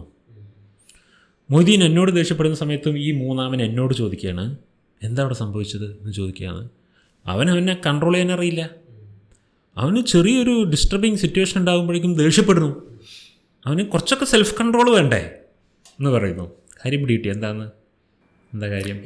ഈ വ്യക്തിയെ ആ ഒരു കാര്യത്തിന്, അതായത് ഇതാണ് പ്രശ്നക്കാരെന്നുള്ള രീതിയിൽ, അതായത് ഞാൻ ആ മിസ്റ്റേക്ക് ചെയ്യുമ്പോൾ അതിൻ്റെ റീസൺ എക്സ്റ്റേണൽ സിറ്റുവേഷൻസിൻ്റെ മേലെ ആരോപിക്കുകയും ഞാനല്ലാത്ത ഒരാൾക്ക് അതേ എക്സ്പീരിയൻസ് അയാളിൽ നിന്നുണ്ടാകുമ്പോൾ അത് അയാളുടെ ഇൻറ്റേർണൽ ക്വാളിറ്റീസിൽ ആരോപിക്കുകയും ചെയ്യലാണ് ആക്ടർ ഒബ്സർവർ ബയാസ്. ഇത് പൊതുവെ മനുഷ്യർക്കുള്ള ഒരു നാടകമാണെന്ന് എനിക്ക് തോന്നിയിട്ടുണ്ട്. നമ്മളുടെ കയ്യിൽ നിന്ന് അത് സംഭവിക്കുമ്പോൾ നമ്മൾക്ക് ന്യായീകരിക്കാൻ 100 റീസൺസ് ഉണ്ടാവും. എൻ്റെ ഈ അവസ്ഥയിൽ നിങ്ങളാണെങ്കിലും അങ്ങനെ ആയിരിക്കും ചെയ്യുക, അവനങ്ങനെ പറഞ്ഞപ്പോൾ ഞാൻ പ്രകോപിതനായതാണ്, എങ്ങനെയെങ്കിലും എൻ്റെ തലയിൽ നിന്ന് അതിൻ്റെ ഉത്തരവാദിത്വം ഒഴിവാക്കണം.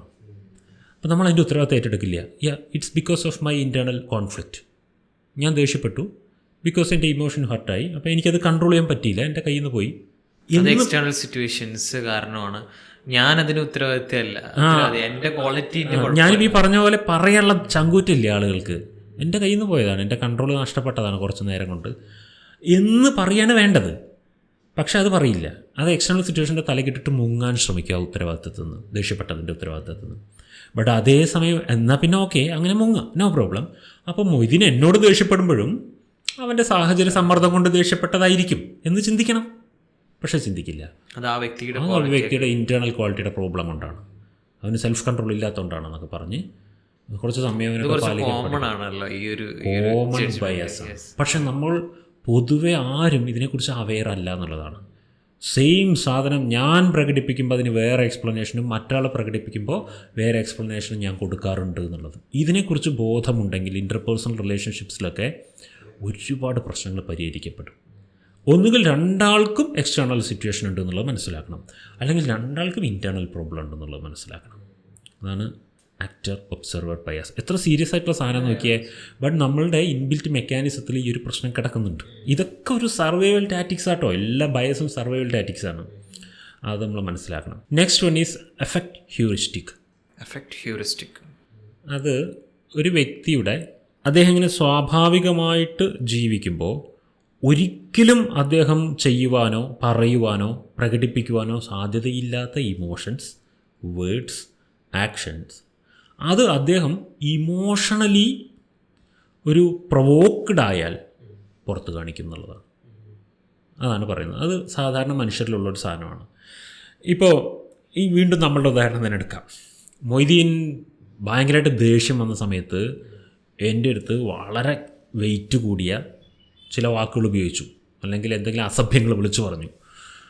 അപ്പോൾ ഇത് ഞാൻ കേൾക്കുന്ന സമയത്ത് ഇതാണ് അപ്പോൾ തനി സ്വഭാവം അല്ലേ എന്നുകൊണ്ടൊരു വീക്ഷണം ഉണ്ടാക്കും. ദേഷ്യപ്പെട്ടപ്പോൾ മൊയ്തീൻ്റെ തനി സ്വഭാവം പുറത്തു വന്നു എന്നല്ലേ നമ്മളെ ക്ലെയിം ചെയ്യുക. അത് തെറ്റാണത്. ദേഷ്യപ്പെട്ടപ്പോൾ തനി സ്വഭാവമല്ല, ഈ ദേഷ്യപ്പെടാത്തപ്പോൾ തന്നെയാണ് തനി സ്വഭാവം. നമ്മളെന്തിനാ വെറുതെ അങ്ങനെ കൊണ്ട് ക്ലെയിം ചെയ്യാൻ നിൽക്കുന്നേ? ദേഷ്യപ്പെട്ടപ്പോൾ സമയത്ത് ഇമോഷണലി ഭയങ്കരമായിട്ട് ചാർജറായ ആ സമയത്ത് ആ ഓവർ വോൾട്ടേജിൻ്റെ ടൈമിൽ ഒരു അദ്ദേഹത്തിന് സാധാരണഗതിയിൽ ബോധത്തോടു കൂടെ ഇരിക്കുമ്പോൾ ഒട്ടും ഇഷ്ടമല്ലാത്ത, ഉപയോഗിക്കുവാൻ ഇഷ്ടമല്ലാത്ത വേർഡ്സ്, എക്സ്പ്രഷൻസൊക്കെ അദ്ദേഹത്തിൻ്റെ കൺട്രോളിലല്ലാതെ അവിടെ നിന്ന് ഇവിടുന്ന് കണ്ടും കയറി തലയിൽ കയറി കിടക്കുന്നുണ്ട്. പക്ഷേ അദ്ദേഹത്തിൻ്റെ കൺട്രോൾ പോകുന്ന സമയത്ത് അദ്ദേഹത്തിൻ്റെ വായിൽ നിന്ന് ചാടും, അദ്ദേഹത്തിൻ്റെ പ്രവൃത്തിയിൽ നിന്ന് ചാടും. അതൊരു എഫക്റ്റ് ഹ്യൂറിസ്റ്റിക്കാണ്. അത് ആ സമയത്തുള്ള അദ്ദേഹം 100% ആ വ്യക്തിയല്ല, അഫക്റ്റഡ് പേഴ്സണാണ് ആ സമയത്ത്. പക്ഷെ ആ സമയത്ത് അദ്ദേഹത്തിൻ്റെ വായിൽ നിന്ന് വന്ന വാക്കിനെ നമ്മൾ അതാണ് തനി സ്വഭാവം അല്ലേ എന്നാണ് പൊതുവെ ബാക്കിയുള്ളവർ ക്ലെയിം ചെയ്യാറുള്ളത്. നമുക്ക് നല്ല ബോധമാണ് തനി സ്വഭാവം അല്ല, അതൊരു അഫക്റ്റഡ് നേച്ചറാണ്. അതായത് നമ്മൾ വിചാരിക്കുന്നത് ഒരു ആളുടെ ശരിക്കുള്ള സ്വഭാവം ആ സമയത്ത് പുറത്ത്, പക്ഷേ ബാക്കിയുള്ള സമയത്തൊക്കെ പുള്ളി മുഖം മൂടി വെച്ച് നടക്കുകയാണ്, ഇപ്പോൾ തനി സ്വഭാവം പുറത്ത് ചാടി എന്ന വിചാരം. അങ്ങനെയല്ല. ആ 100%, 99% സമയത്തും കാണപ്പെടുന്ന ആളാണ് യഥാർത്ഥ ആൾ. എന്തിനാ തെറ്റിദ്ധരിക്കുന്നത്? ആ 1% ആ പുള്ളി ഒരു സർവൈവൽ മോഡിലേക്ക് വരികയാണത്. പുള്ളിയെ തന്നെ അങ്ങോട്ട് അവിടെ വിജയിപ്പിച്ചെടുക്കുവാൻ വേണ്ടി എന്തും ചെയ്യുന്നൊരു പോയിന്റിലേക്ക് എത്തുന്ന സമയത്ത് സ്വന്തം സ്വഭാവങ്ങളൊരു മാനിപ്പുലേഷൻ ഉണ്ടായിട്ട് സംഭവിക്കുന്നതാണ്. നമ്മൾ ചില അസുഖങ്ങളൊക്കെ വരുന്ന സമയത്തോ അല്ലെങ്കിൽ കാലാവസ്ഥ മാറുമ്പോഴൊക്കെ നമ്മൾ കൂടുതലായി തടി കൂടുകയോ തടി കുറയോ അങ്ങനത്തെ പല വ്യത്യാസങ്ങളും നമ്മുടെ ബോഡിയിൽ കണ്ടിട്ടില്ലേ? ചില സമയത്ത് മുടി കൊഴിയൽ, പിന്നെ മുടി കൊഴിയൽ നിൽക്കും, ഇതൊക്കെ കണ്ടിട്ടില്ലേ? അപ്പോൾ അതൊക്കെ ഒരു കാലാവസ്ഥ മാറുമ്പോഴും സിറ്റുവേഷൻ മാറുമ്പോഴൊക്കെ നമ്മളിലൊരു പ്രത്യേക ശാരീരിക പ്രവണതകൾ ഉണ്ടാവും. പക്ഷേ എന്നും അങ്ങനെ ആയിരിക്കില്ലല്ലോ. അപ്പോൾ നമ്മൾ എപ്പോഴെങ്കിലും ഉണ്ടാകുന്ന ആ ശാരീരിക മാറ്റം ഇതാണോ അപ്പോൾ യഥാർത്ഥ ശാരീരികാവസ്ഥ എന്നല്ലല്ലോ പറയുക. അതുപോലെ മാനസികാവസ്ഥ സാഹചര്യത്തിനനുസരിച്ച് അഫക്റ്റഡ് ആവും. ആ സമയത്തുള്ള വ്യക്തിയുടെ സ്വഭാവത്തെ നമ്മൾ അയാളുടെ പെർമനൻറ്റ് സ്വഭാവമാണെന്നോ ഹിഡൻ സ്വഭാവമാണെന്നോ ഒന്നും ക്ലെയിം ചെയ്യരുത്. ആ സമയത്ത് അതേ ഒരു വാർ മോഡിലേക്ക് അങ്ങോട്ട് മാറുന്നൊരു മൊമെൻറ്റിൽ ചില പ്രത്യേക നേച്ചേഴ്സ് മനുഷ്യരിലുണ്ടാവും. അതിനാണ് അഫക്റ്റ് ഹ്യൂറിസ്റ്റിക് എന്ന് പറയുക. ഇത് മനസ്സിലാക്കി കഴിഞ്ഞാൽ നമ്മൾ ഈ ക്ലെയിമിങ് ചെയ്യില്ല. ഇതാണ് തനി സ്വഭാവം അല്ലേ, ഇത് ഞാൻ മനസ്സിലാക്കാതെ പോയി എന്നത്. അതൊക്കെ പൊതുവെ മനുഷ്യർ ഉപയോഗിക്കുന്ന വാക്കുകളാണ്, പക്ഷേ വെരി ഡേഞ്ചറസാണ്. ആളുകളെ നമുക്കപ്പോൾ ഫോർഗീവ് ചെയ്യാനും ഈസി ആയിരിക്കും. അതെ, അത് ആ സമയത്ത് അദ്ദേഹം മാനിപ്പുലേറ്റഡ് ആയിട്ട് ചെയ്തു പോകുന്നതാണ്. അദ്ദേഹത്തിൻ്റെ ഇൻ്റലക്റ്റൊക്കെ ഹൈജാക്കായി, പേഴ്സണാലിറ്റിയൊക്കെ ഹൈജാക്കായി, ഇമോഷൻസും ആ കെമിക്കൽസും ഒക്കെ കൂടെ ഉണ്ടാകുന്ന ഒരു ഫ്ലഡാണത് എന്നുള്ളത്. ആ സമയത്ത് അദ്ദേഹത്തിൻ്റെ ഉള്ളിൽ ഒളിപ്പിച്ച് വെച്ചത് പുറത്തേക്ക് എടുത്തൊന്നുമല്ല. അദ്ദേഹം അവിടുന്ന് ഇവിടുന്ന് ഒക്കെ മനസ്സിലാക്കിയിട്ടുണ്ട് എങ്ങനെയാണ് റിയാക്ട് ചെയ്യേണ്ടത് എന്നുള്ളതിൻ്റെ. അതൊക്കെ കൂടെ ചേർത്തിട്ട് അപ്പം ഉണ്ടാകുന്ന ഒരു റാൻഡം കോംബോ ആണത്. അത് അയാളുടെ റിയലിസ്റ്റിക് ആയിട്ടുള്ളൊരു നേച്ചറല്ല. ഇത് മനസ്സിലാക്കിയാൽ നമ്മൾ ഈ തെറ്റിദ്ധാരണകളിൽ പോയി പെടില്ല. ഇനി ഏതാണെന്നറിയോ അടുത്തത്? Attention bias. ഒരു വ്യക്തിയുടെ അല്ലെങ്കിൽ ഒരു വസ്തുവിൻ്റെ ഏതോ ഒരു കാര്യത്തിലേക്ക് നമ്മൾ വളരെയധികം അറ്റൻഷൻ ഉണ്ടായി എങ്കിൽ, അട്രാക്റ്റഡ് ആയി എങ്കിൽ, അതിൻ്റെ മറ്റു പല കാര്യങ്ങളെയും അശ്രദ്ധമായി പരിഗണിക്കുന്ന ഒരവസ്ഥ. എനിക്കിത് ബന്ധങ്ങളിലൊക്കെ, ഈ പ്രണയബന്ധങ്ങളിലൊക്കെ ഒരുപാടുള്ളതായിട്ട് തോന്നിയിട്ടുണ്ട്. ചില ആളുകൾ ചില സാധനങ്ങൾ വാങ്ങുന്നിടത്തും ഈ പ്രശ്നമുണ്ട്. ഫോർ എക്സാമ്പിൾ, ഒരാൾക്കൊരു കാറിൻ്റെ ബ്യൂട്ടി കണ്ട് ഇഷ്ടപ്പെട്ട് കഴിഞ്ഞാൽ പിന്നെ അതിൻ്റെ മൈലേജ് ചെക്ക് ചെയ്യുന്നില്ല, അതിൻ്റെ പാർട്സ് അവൈലബിൾ ആയിരിക്കുമോ നോക്കുന്നില്ല, റീസെയിൽ വാല്യൂ ചിന്തിക്കുന്നില്ല. ഫസ്റ്റ് ഉണ്ടായ ഒരു കാര്യത്തിലേക്ക് അറ്റൻഷൻ പോയി, അതിൻ്റെ ആ കാറിൻ്റെ അപ്പിയറൻസിലേക്ക്. പക്ഷേ ആ ഒരു ഒറ്റ സാധനം, അപ്പിയറൻസിനോടുണ്ടായ ഇഷ്ടം ആ കാറ് വാങ്ങുന്നതിലേക്ക് ആ വ്യക്തിയെ എത്തിക്കുന്നുവെങ്കിൽ, ബാക്കി ഒന്നും അവിടെ റാഷണലി ചിന്തിക്കേണ്ട ഒരു പോയിന്റുകളും ആ വ്യക്തി ചിന്തിച്ചില്ല എങ്കിൽ അതൊരു അറ്റൻഷൻ ബയാസാണ്. ഇത് ആക്ച്വലി നമ്മൾ ഒരാളെ കണ്ട് ഇഷ്ടപ്പെടുമ്പോഴും സംഭവിക്കും. ഞാൻ പറഞ്ഞത് പ്രണയബന്ധങ്ങളിലുണ്ടെന്ന്. അറ്റൻഷൻ ബയാസ് എന്ന് പറയുന്നത് നമ്മുടെ ഒരു നേച്ചർ നമുക്കറിയാലോ. നമ്മുടെ നേച്ചറിന്, ഇപ്പം ഞാനും മൊയ്തീനും തമ്മിലൊരു ഫ്രണ്ട്ഷിപ്പ് ഉണ്ടാക്കുക വിചാരിച്ചോ, എൻ്റെ നേച്ചറിന് സ്യൂട്ടാവാത്ത, അല്ലെങ്കിൽ എൻ്റെ നേച്ചർ വെച്ച് നോക്കിക്കഴിഞ്ഞാൽ എനിക്ക് ഒരിക്കലും ഇഷ്ടപ്പെടാൻ സാധ്യതയില്ലാത്ത 99 കാര്യങ്ങൾ ചിലപ്പോൾ മൊയ്തീനിൽ ഉണ്ടാവുമായിരിക്കും. അതിൻ്റെ അർത്ഥം ഞാൻ മൊയ്തീനെ ഇഷ്ടപ്പെടാൻ സാധ്യതയില്ല. ബട്ട് ഈ 99 കാര്യങ്ങൾ ഞാൻ ശ്രദ്ധിക്കില്ല. എന്തുകൊണ്ടാണെന്നറിയോ? ഫസ്റ്റിൽ നമ്മൾ രണ്ടുപേരും തമ്മിൽ ആദ്യം കണ്ട സമയത്ത് എനിക്ക് ഇഷ്ടമുള്ള, ഞാനൊരാളെ ഇഷ്ടപ്പെടാൻ ക്രൈറ്റീരിയ ആയിട്ട് വെച്ചിരിക്കുന്ന ഏതോ ഒരു യൂണിറ്റ്, അത് മൊയ്തീൻ ഞാൻ ആദ്യം കണ്ടു. ആ സാധനം ഒരു പസിൽ ജോയിനായി. അപ്പോൾ അറ്റൻഷൻ ബയാസാണ്. അതിലേക്ക് എൻ്റെ അറ്റൻഷൻ പോയി. ഞാൻ ഉദ്ദേശിച്ച അതേപോലെ എൻ്റെ കൂടെ ഇരുന്ന് സംസാരിക്കാൻ കഴിവുള്ള വ്യക്തി. അപ്പോൾ ആ ഒരു കാര്യത്തിലേക്ക് എൻ്റെ അറ്റൻഷൻ ബയസ് കറക്റ്റായിട്ട് സ്യൂട്ടായി. ആ ഒരു പസിൽ ജോയിൻ ആയി എന്നുള്ളത് കൊണ്ട് നമ്മൾ തമ്മിൽ ഫ്രണ്ട്ഷിപ്പായി. ഇനിയിപ്പോൾ ലവേഴ്സ് ആണെങ്കിൽ അവർ ലവ് ആയി, കല്യാണമാണെങ്കിൽ കല്യാണമായി. ബട്ട് പിന്നെയാണ് ബാക്കിയുള്ള ഓരോ പസിലുകളായിട്ട് ജോയിൻ ചെയ്ത് നോക്കുമ്പോൾ ഒന്നും ജോയിൻ ആവുന്നില്ല. ബട്ട് ആളുകൾക്കിത് പൊതുവെ ശ്രദ്ധിക്കുവാനുള്ള കഴിവ് കുറവാണ്. ഇതൊരാളെ ചൂസ് ചെയ്യുന്ന സ്ഥലത്താണ് ശ്രദ്ധിക്കേണ്ടത്. ചൂസ് ചെയ്ത് കഴിഞ്ഞാൽ പിന്നെ ഇത് ബുദ്ധിമുട്ടാണ് ഇത്തിരി. ഒരാളെ ചൂസ് ചെയ്യുന്ന സമയത്ത് അട്രാക്ഷനൊക്കെ ഉണ്ടാകുന്ന സമയത്ത് എന്തുകൊണ്ട് ഞാൻ അട്രാക്റ്റഡ് ആയി? ഞാൻ അട്രാക്റ്റഡ് ആയതിൻ്റെ പിന്നിൽ എൻ്റെ മൈൻഡ്, ഇപ്പോൾ പ്രത്യേകിച്ച് ഒരു പാർട്ട്ണറെയൊക്കെ ചൂസ് ചെയ്യുന്നിടത്തൊക്കെ എൻ്റെ മൈൻഡ് ഡിമാൻഡ് ചെയ്യുന്ന ഒരു 25 ഡിമാൻഡ്സ്, മൈൻഡ് ഡിമാൻഡ് ചെയ്യുന്നത് കേട്ടോ. ഈ 25, ഒരു ഉദാഹരണം പറയാം, 25 എന്നുള്ളത്, ഈ 25 ഡിമാൻഡ്സും പസിൽ കറക്റ്റ് ഫിറ്റാവുന്ന ഒരാളായതുകൊണ്ടാണോ എനിക്കിഷ്ടമായത്? ആയിരിക്കില്ല. ഇങ്ങനെ ചിന്തിക്കാൻ പഠിക്കണം റാഷണലി. അതിനേക്കാളൊക്കെ ഉപരി എൻ്റെ മൈൻഡിൻ്റെ വളരെ ഡോമിനേറ്റ് നിൽക്കുന്ന ഏതോ ഒരു ഏരിയയെ കറക്റ്റ് ഫിറ്റ് ചെയ്ത ഒരാളായിരിക്കും. ഇപ്പോൾ എൻ്റെ ഒരു ബ്യൂട്ടി കോൺസെപ്റ്റ് ഉണ്ടാവും. എൻ്റെ മൈൻഡിന് ഒരു ഫീമെയിൽ ബ്യൂട്ടി എന്ന് പറഞ്ഞാൽ ഇതായിരിക്കണം എന്നൊരു കോൺസെപ്റ്റ് ഉണ്ടാവും. ആ കോൺസെപ്റ്റിൽ കറക്റ്റ് ഫിറ്റാവുന്ന ഒരു ഫീമെയിലിനെ എനിക്ക് കണ്ടു കഴിഞ്ഞാൽ എനിക്ക് പ്രണയം ഉണ്ടാകാം ആ ഫീമെയിലിനോട്. എന്ന് വെച്ച് എൻ്റെ ലൈഫ് പാർട്ട്ണറാക്കാൻ പറ്റണമെന്നുണ്ടോ?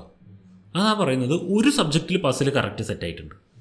പക്ഷേ അറ്റൻഷൻ ബയാസ് നമ്മളെ ഈ പ്രോഡക്റ്റുകൾ വാങ്ങുന്നിടത്തും ആളുകളെ ചൂസ് ചെയ്യുന്നിടത്തൊക്കെ അബദ്ധങ്ങൾ സംഭവിപ്പിക്കും നമ്മളെ കൊണ്ട്. കാരണം ഒരു സബ്ജക്റ്റിലേക്കുള്ള അറ്റൻഷൻ കൂടിപ്പോയതുകൊണ്ട് മറ്റ് പല സബ്ജക്റ്റിലും അറ്റൻഷൻ കൊടുക്കാൻ മനസ്സില്ലാത്തൊരവസ്ഥ നമ്മുടെ മനസ്സ് നമ്മളത് ഇഗ്നോർ ചെയ്യുമല്ല. അപ്പോൾ നമ്മളിങ്ങനെ ബോധവാനായിരിക്കണം. നമ്മുടെ ബ്രെയിൻ ഒരു ചതിയനാണ്. അത് ഒന്നിലേക്ക് അമിതമായി അങ്ങോട്ട് ഇൻട്രസ്റ്റഡ് ആയിപ്പോയി കഴിഞ്ഞാൽ ബാക്കിയുള്ള 100 കാര്യങ്ങളൊക്കെ അവോയ്ഡ് ചെയ്യും ചിലപ്പോൾ.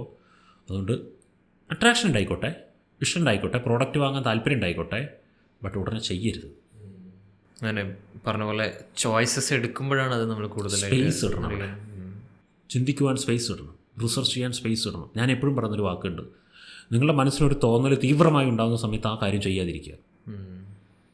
കുറച്ച് ടൈം ഗ്യാപ്പ് കൊടുത്താൽ എൻ്റെ ആ വികാര തീവ്രതയിൽ വ്യത്യാസം വരുന്നുണ്ടോ എന്ന് വെയിറ്റ് ചെയ്ത് നോക്കുക. വികാര തീവ്രതയെ വിശ്വസിക്കാൻ കൊള്ളില്ലെന്നേ. അത് താൽക്കാലിക സാധനമാണ്. വികാര തീവ്രതയിൽ നിങ്ങൾ എന്ത് തീരുമാനം എടുത്തോ അതൊക്കെയാണ് നിങ്ങളുടെ ജീവിതത്തിൽ അബദ്ധങ്ങൾ ഉണ്ടാക്കിയിട്ടുണ്ടാവുക എന്നുള്ളതാണ്. അറ്റൻഷൻ ബയാസ് അതുകൊണ്ട് വളരെ ഡേഞ്ചറസ് ആയ സാധനമാണ്. ഇനിയൊരു ബയസ് പറയട്ടെ, വളരെ സോഷ്യലി എഫക്റ്റ് ചെയ്യുന്നൊരു സാധനമാണിത്, സർവൈവർഷിപ്പ് ബയാസ്. കേട്ടിട്ടുണ്ടോ ഇതിനെക്കുറിച്ച്? കേട്ടിട്ടുണ്ട്, പക്ഷേ എനിക്ക് ക്ലാരിറ്റി ഇല്ല, അതൊന്ന് പറയാമോ? അതായത് ഞാൻ ഉദാഹരണങ്ങൾ പറഞ്ഞാൽ മനസ്സിലാവും. ഇപ്പം നമ്മൾ പഴയകാല നിർമ്മിതികൾ, ക്ഷേത്രങ്ങൾ, മഹാക്ഷേത്രങ്ങൾ, വലിയ ഗോപുരങ്ങൾ, പിരമിഡുകൾ, ഇങ്ങനത്തെയൊക്കെ പഴയകാല നിർമ്മിതികളൊക്കെ കാണുന്നു. ആയിരക്കണക്കിന് വർഷങ്ങളായിട്ട് അവ അവിടെ നിലനിൽക്കുന്നു. അപ്പോൾ ഇതൊക്കെ കണ്ടിട്ട് നമ്മളിപ്പോൾ സിമെൻറ്റും മറ്റും ഉപയോഗിച്ചുണ്ടാക്കുന്ന കെട്ടിടങ്ങളാണെങ്കിൽ 10-25 കൊല്ലം കഴിയുമ്പോഴേക്കും സ്ക്രാപ്പ് ചെയ്യേണ്ട അവസ്ഥയാവുന്നു. അപ്പം നമ്മൾ ചിന്തിക്കുകയാണ് പണ്ടത്തെ കാലത്തെ കെട്ടിടങ്ങൾ എന്ന് പറയുന്നതൊക്കെ അത് ഭയങ്കര സ്ട്രോങ് കൺസ്ട്രക്ഷനാണ്, അതൊന്നും ഒരിക്കലും ഒന്നും സംഭവിക്കില്ല അതിന് എന്നൊക്കെ. വാസ്തവത്തിൽ പണ്ടത്തെ കാലത്ത് മനുഷ്യർ നിർമ്മിച്ച കെട്ടിടങ്ങളിൽ 99 കെട്ടിടങ്ങളും പൊളിഞ്ഞു പോയിട്ട്, ഭൂകമ്പത്തിലും ഫ്ലഡിലും ഒക്കെ പൊളിഞ്ഞു പോയിട്ട് അവശേഷിച്ച ഒന്നായിരിക്കും നമ്മൾ കാണുന്നുണ്ടാവുക. മനസ്സിലാവുന്നുണ്ടോ? അല്ലെങ്കിൽ പണ്ടത്തെ കാലത്ത് സിറ്റി അതേപോലെ ഇവിടെ ഉണ്ടാവണ്ടേ? ശരിയാ. അതിൽ സർവൈവായ 99% നശിച്ചു പോയിട്ട് ഒരെണ്ണം അവിടെ തലയെടുപ്പോടെ നിൽക്കുന്നത് കാണുന്നു. ആ ഒരെണ്ണമാണ് ഇന്ന് നമ്മൾ കാണുന്നത്. അപ്പം നമ്മൾ വിചാരിക്കുന്നത് പണ്ടത്തെ കാലത്തെ എല്ലാ നിർമ്മാണ പ്രവർത്തനങ്ങളും മനുഷ്യൻ്റെ ബുദ്ധി ഭയങ്കര ഷാർപ്പായിരുന്നു, അന്നത്തെ നിർമ്മാണ പ്രവർത്തനങ്ങളൊക്കെ ഭയങ്കര സ്ട്രോങ് ആയിരുന്നു. അല്ല, അന്നത്തെ നിർമ്മാണ പ്രവർത്തനങ്ങളിൽ സ്ട്രോങ് ആയത് ഇന്നും ഇവിടെ നിൽക്കുന്നുണ്ട്. സ്ട്രോങ് അല്ലാത്തതൊക്കെ പൊളിഞ്ഞു പോയി. അങ്ങനെ ഒരു എക്സെപ്ഷൻസ് ഉണ്ടാകുമ്പോൾ നമ്മൾ അതിന് ഇത് മൊത്തത്തിൽ അങ്ങനെയായിരുന്നു, പണ്ടത്തെ അങ്ങനെയായിരുന്നു, ആ രീതിയിൽ പറയുന്നു. അതെ. ഞാൻ വേറൊരു ഉദാഹരണം പറയാം. എൻ്റെ നാട്ടിൽ ഒരു വയസ്സായ ആളുണ്ട്. ആ ഏകദേശം 100ൻ്റെ മേലെ ആയുസ്സുണ്ട്. അപ്പോൾ ആളിപ്പോഴും ഇങ്ങനെ മരണ വീട്ടിലും കല്യാണ വീട്ടിലൊക്കെ ഒരു വടിയും പിടിച്ചിട്ട് സ്പീഡിൽ നടന്നു വരികയൊക്കെ ചെയ്യും. അപ്പോൾ ഞങ്ങളൊരു ദിവസം ഇങ്ങനെ ഇരുന്ന് സംസാരിക്കുമ്പോണ്ടായിരുന്ന ഒരു ചർച്ചയാണ്, പണ്ടത്തെ ആളുകൾക്കൊക്കെയാണ് ഭയങ്കര ആരോഗ്യം ആയുസ് എന്ന്. അപ്പോൾ ഞാൻ ചോദിച്ചു, അതെന്താ അങ്ങനെ പറയാൻ കാരണം? കണ്ടില്ലേ നമ്മുടെ മുത്തപ്പൻ വന്നിരിക്കുന്നത്, പണ്ടത്തെ ആൾ.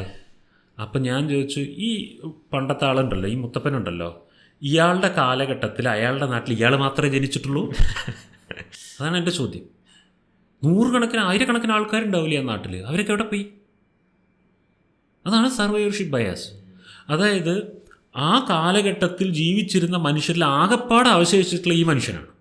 അതായത് ആ ആളുകളിൽ, ആ ആയിരക്കണക്കിന് ആളുകളിൽ താരതമ്യേന കൂടുതൽ പ്രതിരോധശേഷിയുള്ള, താരതമ്യേന കൂടുതൽ ആയുസ് കിട്ടിയ, ആരോഗ്യമുള്ള ഒരു മനുഷ്യൻ ഉണ്ടായിരുന്നു. ആ മനുഷ്യൻ എപ്പോഴും ജീവിച്ചിരിപ്പുണ്ട്, ബാക്കിയുള്ളവരൊക്കെ മരിച്ചുപോയി.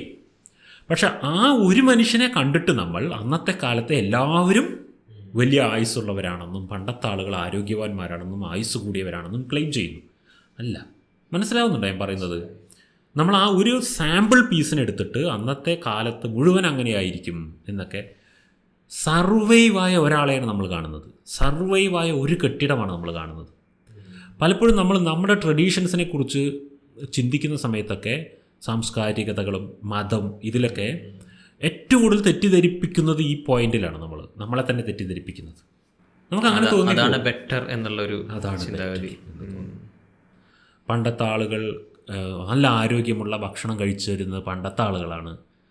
ഇപ്പോഴൊന്നും നമ്മൾ കഴിക്കുന്ന ഭക്ഷണമൊക്കെ വേസ്റ്റ് ഭക്ഷണങ്ങളാണ് എന്നൊക്കെ. അതുപോലെ അന്നത്തെ ഉള്ളവർക്ക് ആരോഗ്യം കൂടുതലാണ്, പണ്ടുള്ളവർക്ക് നന്മകൾ കൂടുതലായിരുന്നു. നമ്മളങ്ങനെയാണ് നമ്മൾ പലതും വിചാരിക്കുന്നത്. പക്ഷെ അങ്ങനെയൊന്നും ആവണമെന്നില്ല. അന്നും ഉണ്ടാവും, ഇന്നും ഉണ്ടാവും എല്ലാം. എന്തായാലും നമ്മളെ പല കാര്യങ്ങളും കൂടുതൽ ഡെവലപ്പ് ചെയ്ത് കൊണ്ടുവരിക തന്നെയാണ് ചെയ്യുന്നത്. അത് ഉറപ്പല്ലേ? നമ്മൾ ബെറ്റർ ആയിക്കൊണ്ട് തന്നെയാണ് ഇരിക്കുന്നത്. നമ്മൾ നശിച്ചു പോയിക്കൊണ്ടിരിക്കുകയല്ല മനുഷ്യ സമൂഹം. എന്നാൽ ഇത് മനസ്സിലാക്കാനുള്ള ബുദ്ധിയില്ലായ്മയാണ് ഈ സർവൈവർഷിപ്പ് ബയാസ്. പഴയതിനൊക്കെ ഒരു വലിയ മൂല്യം കൊടുക്കുന്ന ഒരു സ്വഭാവം. Next one is band wagon effect. അതെന്താണെന്ന് വെച്ചാൽ, ഒരു സാധനം ആളുകളെല്ലാം ആഗ്രഹിക്കുന്നുവെങ്കിൽ അത് ആഗ്രഹിക്കാൻ കൊള്ളാവുന്ന സാധനമാണെന്നുള്ള ചിന്ത വരും. ആളുകളുടെ കയ്യിലൊക്കെ ഒരു സാധനം കണ്ടു കഴിഞ്ഞാൽ അത് എനിക്കില്ല, ഞാനും അത് ആഗ്രഹിക്കണം, ഞാനും അത് സ്വന്തമാക്കണം എന്ന തോന്നൽ. ഞാൻ പലപ്പോഴും വിവാഹ ജീവിതങ്ങൾ ഫ്ലോപ്പായ ആളുകൾ നമ്മളോട് സംസാരിക്കുമ്പോഴേ ഞാൻ അവരോട് ചോദിക്കുന്നൊരു ചോദ്യമുണ്ട്: എന്തിനാ നിങ്ങൾ വിവാഹം കഴിച്ചത്? എന്തിനായിരുന്നു നിങ്ങൾക്ക് വിവാഹം കഴിക്കണമെന്ന തോന്നലുണ്ടായത് എന്നുള്ളതാണ്. ആർക്കും എനിക്ക് 99% ആളുകൾക്ക് ഉത്തരമില്ല. അതെന്ത് ചോദ്യം സാറേ, എല്ലാവരും കല്യാണം കഴിക്കുന്നത് ഞാനും കല്യാണം കഴിച്ചു, അപ്പോൾ എല്ലാവരും കല്യാണം കഴിച്ചാൽ ഞാനും കല്യാണം കഴിക്കണമെന്നുണ്ടോ? അതാണ് ചോദ്യം. നമുക്ക് ചില സാധനങ്ങളോട് അത് എല്ലാവരും അത് ആഗ്രഹിക്കുന്നുണ്ട്, അല്ലെങ്കിൽ എല്ലാവരും അത് വാങ്ങുന്നുണ്ട്, എല്ലാവരും അത് സ്വന്തമാക്കുന്നുണ്ട്, എല്ലാവരും അത് ചെയ്യുന്നുണ്ട്, അപ്പോൾ അത് ഞാനും ചെയ്യേണ്ടതാണ് എന്ന് അതിനെ ജനറലൈസ് ചെയ്യുന്നൊരു പോയിൻറ്റ്. അപ്പോൾ ഞാനൊരു ചോദ്യം ചോദിക്കട്ടെ. നമ്മളിവിടെ കോവിഡ് വന്നല്ലോ. അപ്പോൾ അങ്ങനെ ഒരുപാട് പേർക്ക് കോവിഡ് വന്നു വിചാരിച്ചോ? ജനറലി കാണുന്ന എല്ലാവർക്കും കോവിഡ്. അപ്പോൾ എനിക്കും അത് വരണം നമ്മൾ ചിന്തിക്കുമോ? എന്താ ചിന്തിക്കാത്തേ? എല്ലാവർക്കും അത് വന്നു അർത്ഥം എനിക്കും അത് വരണം എന്ന് ചിന്തിക്കുന്നതിന് പകരം എനിക്കെങ്കിലും അതൊന്നും വരാതിരുന്നെങ്കിൽ എന്നല്ലേ നമ്മൾ ചിന്തിക്കുന്നത്.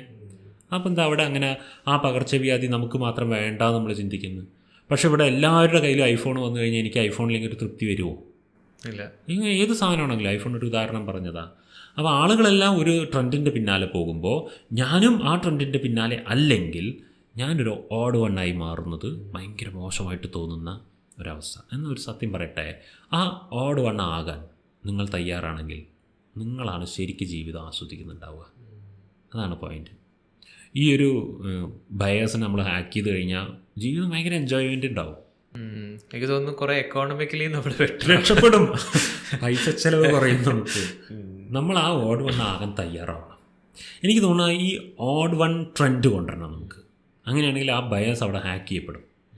പക്ഷേ ആളുകൾ ഇങ്ങനെയാണെന്ന്, ഈ 1000 പന്നികൾ ഒരു സൈഡിലേക്ക് നടക്കുമ്പോൾ ആ പന്നിക്കൂട്ടത്തിൽ ഒരു പന്നി പോലും വേറൊരു വഴിക്ക് നടക്കാൻ ചിന്തിക്കില്ല. ആട്ടുംകൂട്ടങ്ങൾ, പശുക്കൾ, അതുപോലെ എല്ലാവരും പോകുന്ന വഴിയിൽ എന്തിന് എന്നൊന്നും അറിയില്ലെങ്കിലും എനിക്കും ആ വഴിയിൽ പോകണം എന്ന് തോന്നും. അതിന് ഒരേ എക്സ്പ്ലനേഷനും ഇല്ല. ഐ തിങ്ക് ഇത് കുറച്ചുകൂടി ക്രൂഷ്യൽ. കാരണം എന്താ വെച്ചാൽ നമ്മളുടെ മോസ്റ്റ് ഓഫ് ദ ചോയ്സസും അങ്ങനെയാണ്. നമ്മൾ അവെയറേ അല്ല. നമ്മൾ കുറേ ആളുകൾ ചെയ്യും, നമ്മൾ ചുറ്റുള്ളവരിങ്ങനെ ഞാനും അങ്ങനെ ചെയ്യുന്നത്, നമ്മൾ ഇങ്ങനെ ജീവിക്കേണ്ടതെന്നുള്ള ഒരു സ്വയമായിട്ട് ചിന്തിച്ചിട്ട് ചോയ്സ് എടുക്കുക എന്നുള്ള രീതിയിലല്ല.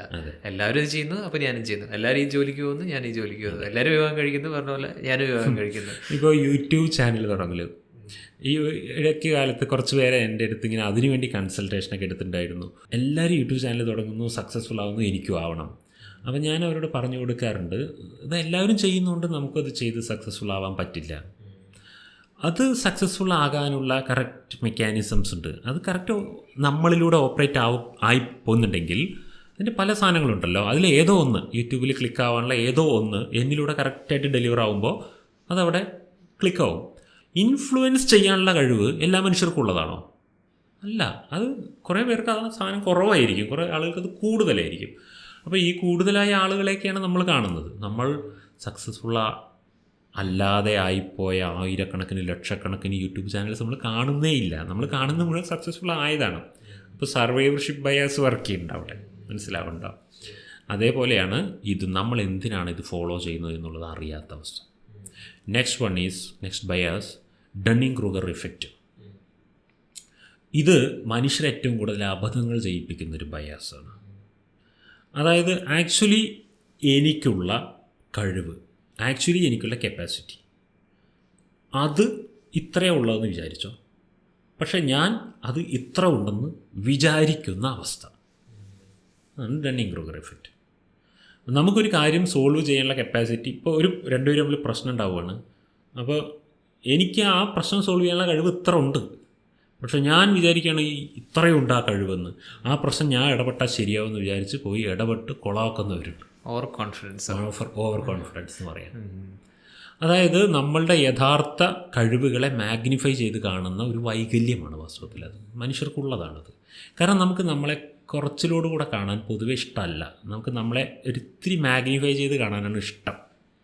അപ്പോൾ അത് പക്ഷേ പലപ്പോഴും പല അബദ്ധങ്ങൾ ഉണ്ടാവാറുണ്ട്. അത് കാരണം ഡണ്ണിങ് ക്രൂഗർ എഫക്റ്റ് കാരണം. എൻ്റെ അഭിപ്രായത്തിൽ ഒരു വ്യക്തിയുടെ കഴിവും കഴിവില്ലായ്മയും ആ വ്യക്തി തന്നെ വൃത്തിയായിട്ട് അഡ്മിറ്റ് ചെയ്തിരിക്കണം. അതാണ് എൻ്റെ അവസ്ഥ. എനിക്ക് ഇന്ന കഴിവുകളുണ്ട്, ഇന്ന കഴിവുകൾ എനിക്കില്ല, ഇന്ന കഴിവുകൾ എനിക്ക് ഇത്രയേ ഉള്ളൂ, അങ്ങനെ ഞാൻ ഇത്ര വലിയ സംഭവമാണ് എന്ന് പ്രൊജക്റ്റ് ചെയ്യുന്നതിനേക്കാൾ ഞാൻ ഇത്രയൊക്കെ ഉള്ളൂ കേട്ടോ എന്ന് ധൈര്യത്തോടെ ചാങ്കൂരത്തോടുകൂടെ പ്രൊജക്റ്റ് ചെയ്യാനുള്ള ഒരു സംഭവം നമ്മളിൽ വേണം. പക്ഷെ അതിൻ്റെ ഓപ്പോസിറ്റ് സംഭവിക്കാറില്ല. ഇപ്പോൾ പല ആളുകൾക്കും തീർച്ചയായിട്ടും ഉള്ള കഴിവ് പോലും അവെയർ അല്ലാത്ത അവസ്ഥ, ആ കഴിവിൻ്റെ അറിവില്ലാത്ത അവസ്ഥ, അവിടെയാണ് മോട്ടിവേഷൻ വർക്ക് ചെയ്യുന്നത്. അറിയോ, ഞാൻ പറയാറുണ്ട്, ഞാൻ കണ്ടിട്ടുള്ളതിൽ വെച്ച് ഏറ്റവും ഏൻഷ്യൻ്റ് മോട്ടിവേറ്റർ ആരാണെന്നറിയോ? ജാമ്പവാനാണ്. രാമായണത്തിലെ ജാമ്പവാൻ. ഹനുമാന് ശരിക്കും പറക്കുവാനുള്ള കഴിവുണ്ട്, കുതിച്ചുയരാനുള്ള കഴിവുണ്ട്. ബട്ട് ഹനുമാനൊരു ശാപമുണ്ട്, അത് നിനക്ക് ആവശ്യമുള്ളപ്പോൾ അത് മറന്നു പോകും. നിന്നെ ആരെങ്കിലും കോൺഷ്യസ്ലി ഓർമ്മപ്പെടുത്തിയാലേ അത് നിനക്ക് ആ ശക്തി വരുള്ളൂ എന്നുള്ളതാണ് കഥയിൽ അങ്ങനെ പറയുന്നത്. അപ്പോൾ ഈ ഹനുമാൻ സമുദ്രലംഘന സമയത്ത് കൺഫ്യൂസ്ഡ് ആയിട്ട് ഇങ്ങനെ ഇരിക്കുകയാണ്. ഇപ്പോൾ ആര് ചാടും അപ്പുറത്തേക്ക് എന്ന് പറഞ്ഞിട്ട്, ഈ ഹനുമാനെ അറിയില്ല ആര് ചാടും എന്നുള്ളത്. അപ്പോൾ ജാമ്പവാൻ വന്നിട്ട് ഓർമ്മിപ്പിക്കണം, ഹനുമാൻ നിനക്ക് മാത്രമേ ഇത് ചെയ്യാൻ പറ്റുള്ളൂ. അയ്യോ എനിക്കൊന്നും ചാടാൻ പറ്റില്ല. അപ്പോൾ ജാമ്പവാൻ പറയണം, പണ്ട് നീ സൂര്യനെ പിടിക്കാൻ മാമ്പഴാണെന്ന് പറഞ്ഞിട്ട് ചാടിയത് ഓർമ്മയുണ്ടോ?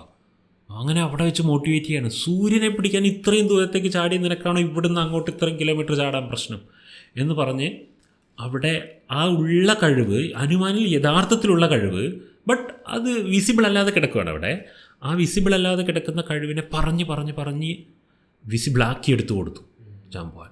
അപ്പോൾ ഹനുമാന് ചാടാൻ പറ്റി. മോട്ടിവേഷൻ നിങ്ങളിൽ ഇല്ലാത്ത ഒന്നും ഉണ്ടാക്കിത്തരാൻ ഗുണം ചെയ്യുന്നില്ല.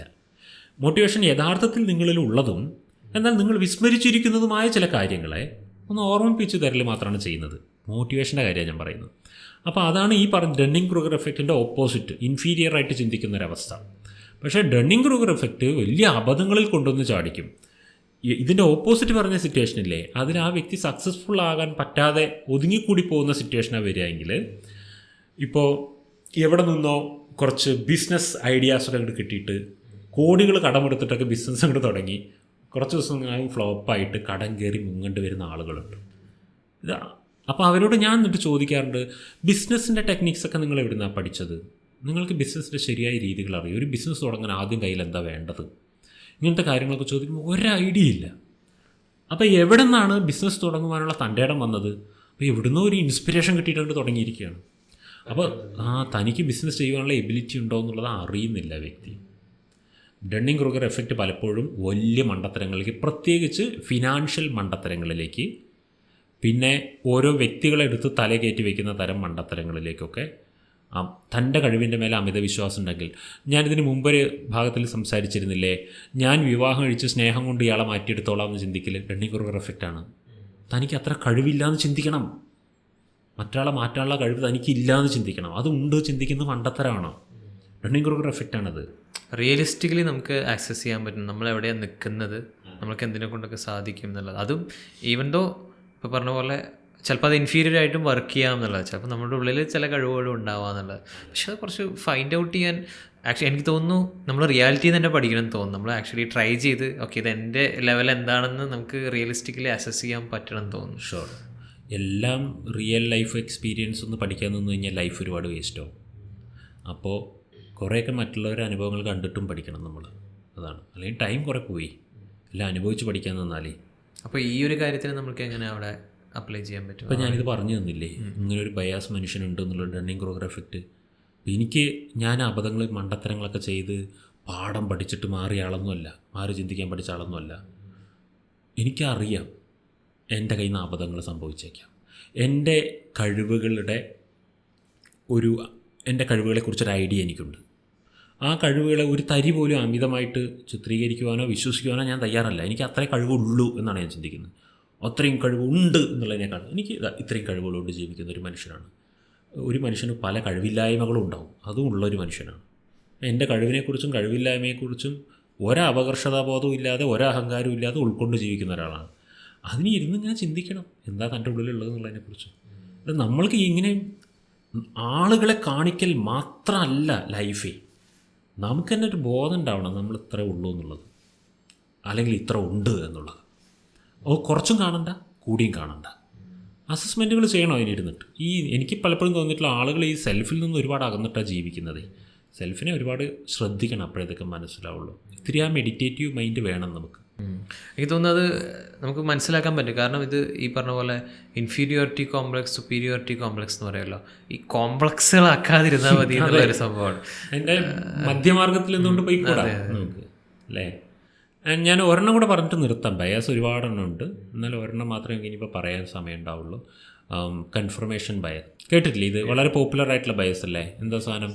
അതായത് ഇപ്പോൾ നമ്മൾക്ക് ഒരു കാര്യത്തിനെ പറ്റിയിട്ട് ഒരു അറിവുണ്ട് എന്ന് വെച്ചാൽ, അല്ലെങ്കിൽ ചില ബിലീവ്സ് ഉണ്ട് എന്ന് വെച്ചാൽ, നമ്മൾ പിന്നെ കളക്ട് ചെയ്യുന്ന ഇൻഫർമേഷൻസ് അല്ലെങ്കിൽ നമ്മൾ സീക്ക് ചെയ്യുന്ന നോളേജ് എല്ലാതും ഇതിനെ കൺഫേം ചെയ്യാൻ വേണ്ടിയിട്ടായിരിക്കും, അല്ലാതെ പുതിയത് ഇതാക്കാൻ വേണ്ടിയിട്ട് അതിനെ സപ്പോർട്ട് ചെയ്യാൻ വേണ്ടിയിട്ടുള്ള രീതിയിലായിരിക്കും നമ്മൾ അതിന് ഇൻഫർമേഷൻ. അതല്ലേ കറക്റ്റ് അല്ലേ? കറക്റ്റ്. ഞാനതിനെ ഈ ബയസിൻ്റെ പേരൊന്നും പറയാതെ പൊതുവെ എങ്ങനെ പറയാനുള്ളത് വെച്ചാൽ, നമ്മളാരും ഒരു പുതിയ അറിവും നേടുന്നില്ല. നമ്മൾ നിലവിലുള്ള അറിവിനെ കൺഫേം ചെയ്യൽ മാത്രമാണ് കണ്ടിന്യൂസ്ലി ചെയ്തുകൊണ്ടിരിക്കുന്നത്.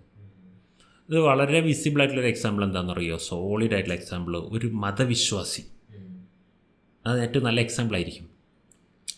എനിക്ക് എൻ്റെ ഒരു മതവിശ്വാസത്തിൽ, എൻ്റെ മതഗ്രന്ഥം പറയുന്ന കാര്യത്തിലൊക്കെ ഞാൻ അത് 100% അതാണ് ലോകത്തിലെ 100% ശരിയെന്ന് വിശ്വസിക്കുന്നുണ്ടെങ്കിൽ, ഇനി ഞാൻ മറ്റൊരു മതത്തിലെ ഒരു കോട്ട്, എന്തെങ്കിലും ഒരു ഉപദേശ സാരാമൃതം ഞാൻ എൻ്റെ ചെവിയിൽ കേട്ടാൽ, ഞാൻ കണ്ടാൽ, അപ്പോൾ ഉടനെ ഞാൻ അതിനെ എൻ്റെ മതത്തിൽ പറയുന്ന അതുമായി ഏറ്റവും ബന്ധമുള്ള ഒരു സെൻറ്റൻസ് എടുത്തു കൊടുത്തിട്ട്, കണ്ട അപ്പോൾ അത് ശരിയാണ് ഈ പറയുന്നത്, കറക്റ്റ്. അവിടെയും പറയുന്നുണ്ട് തന്നെയല്ലേ. ഇനി ശാസ്ത്രത്തിൻ്റെ എന്തെങ്കിലും ഒരു കണ്ടുപിടുത്തത്തിൽ സിമിലർ ആയിട്ടുള്ള ഒരു ഏകദേശം ഇതുമായിട്ട് കണക്ട് ചെയ്യാൻ പറ്റുന്ന എന്തെങ്കിലും എനിക്ക് കിട്ടിക്കഴിഞ്ഞാൽ, അപ്പോൾ കണ്ട കറക്റ്റ് പറഞ്ഞ കറക്റ്റ് അല്ലേ, അപ്പോൾ നമ്മൾ പറഞ്ഞ കറക്റ്റ് അല്ലേ, നമ്മുടെ ഗ്രന്ഥം പറയുന്നത് കറക്റ്റ് അല്ലേ. അല്ല, ഞാൻ ഈ ഗ്രന്ഥം കറക്റ്റാണോ കറക്റ്റ് അല്ലയോ എന്നുള്ളത് പറയാനല്ല ഉദ്ദേശിക്കുന്നത്. ആക്ച്വലി അത് ഇതും തമ്മിൽ വലിയ ബന്ധം ഉണ്ടാവണമെന്നൊന്നും ഇല്ല. പക്ഷേ നമ്മൾ എങ്ങനെയെങ്കിലും നമ്മുടെ കയ്യിലുള്ള ഈ സാധനം ഉണ്ടല്ലോ, ഈ സാധനത്തിൻ്റെ കൂടെ ജോയിൻ ചെയ്ത് കൊണ്ടുപോകാൻ പറ്റുന്ന ഡാറ്റ കളക്ട് ചെയ്യുക എന്നുള്ളത് നമ്മളുടെ ഒരു വലിയ ടാസ്ക്കാണ് ജീവിതത്തിൽ. ഇനി ഇതുമായിട്ട് ജോയിൻ ആവാൻ പറ്റാത്ത, ജെന്യൂൺലി ഇതുമായിട്ട് ജോയിൻ ആവില്ല, അതൊരു ജെന്യൂൻ നോളജാണ്, എ പീസ് ഓഫ് നോളജ്, അത് ജെന്യൂനാണ്, അത് ജീവിതത്തിന് വളരെ ഉപകാരപ്പെടുന്നതാണ്. പക്ഷേ എൻ്റെ കയ്യിലുള്ള ഫ്രെയിമിൽ ആ ജെന്യൂൻ നോളജ് ഫിറ്റ് ആവുന്നില്ല. അപ്പോൾ ആ ജെന്യൂൻ നോളജ് ഒഴിവാക്കും, അതിനെ സ്വീകരിക്കില്ല.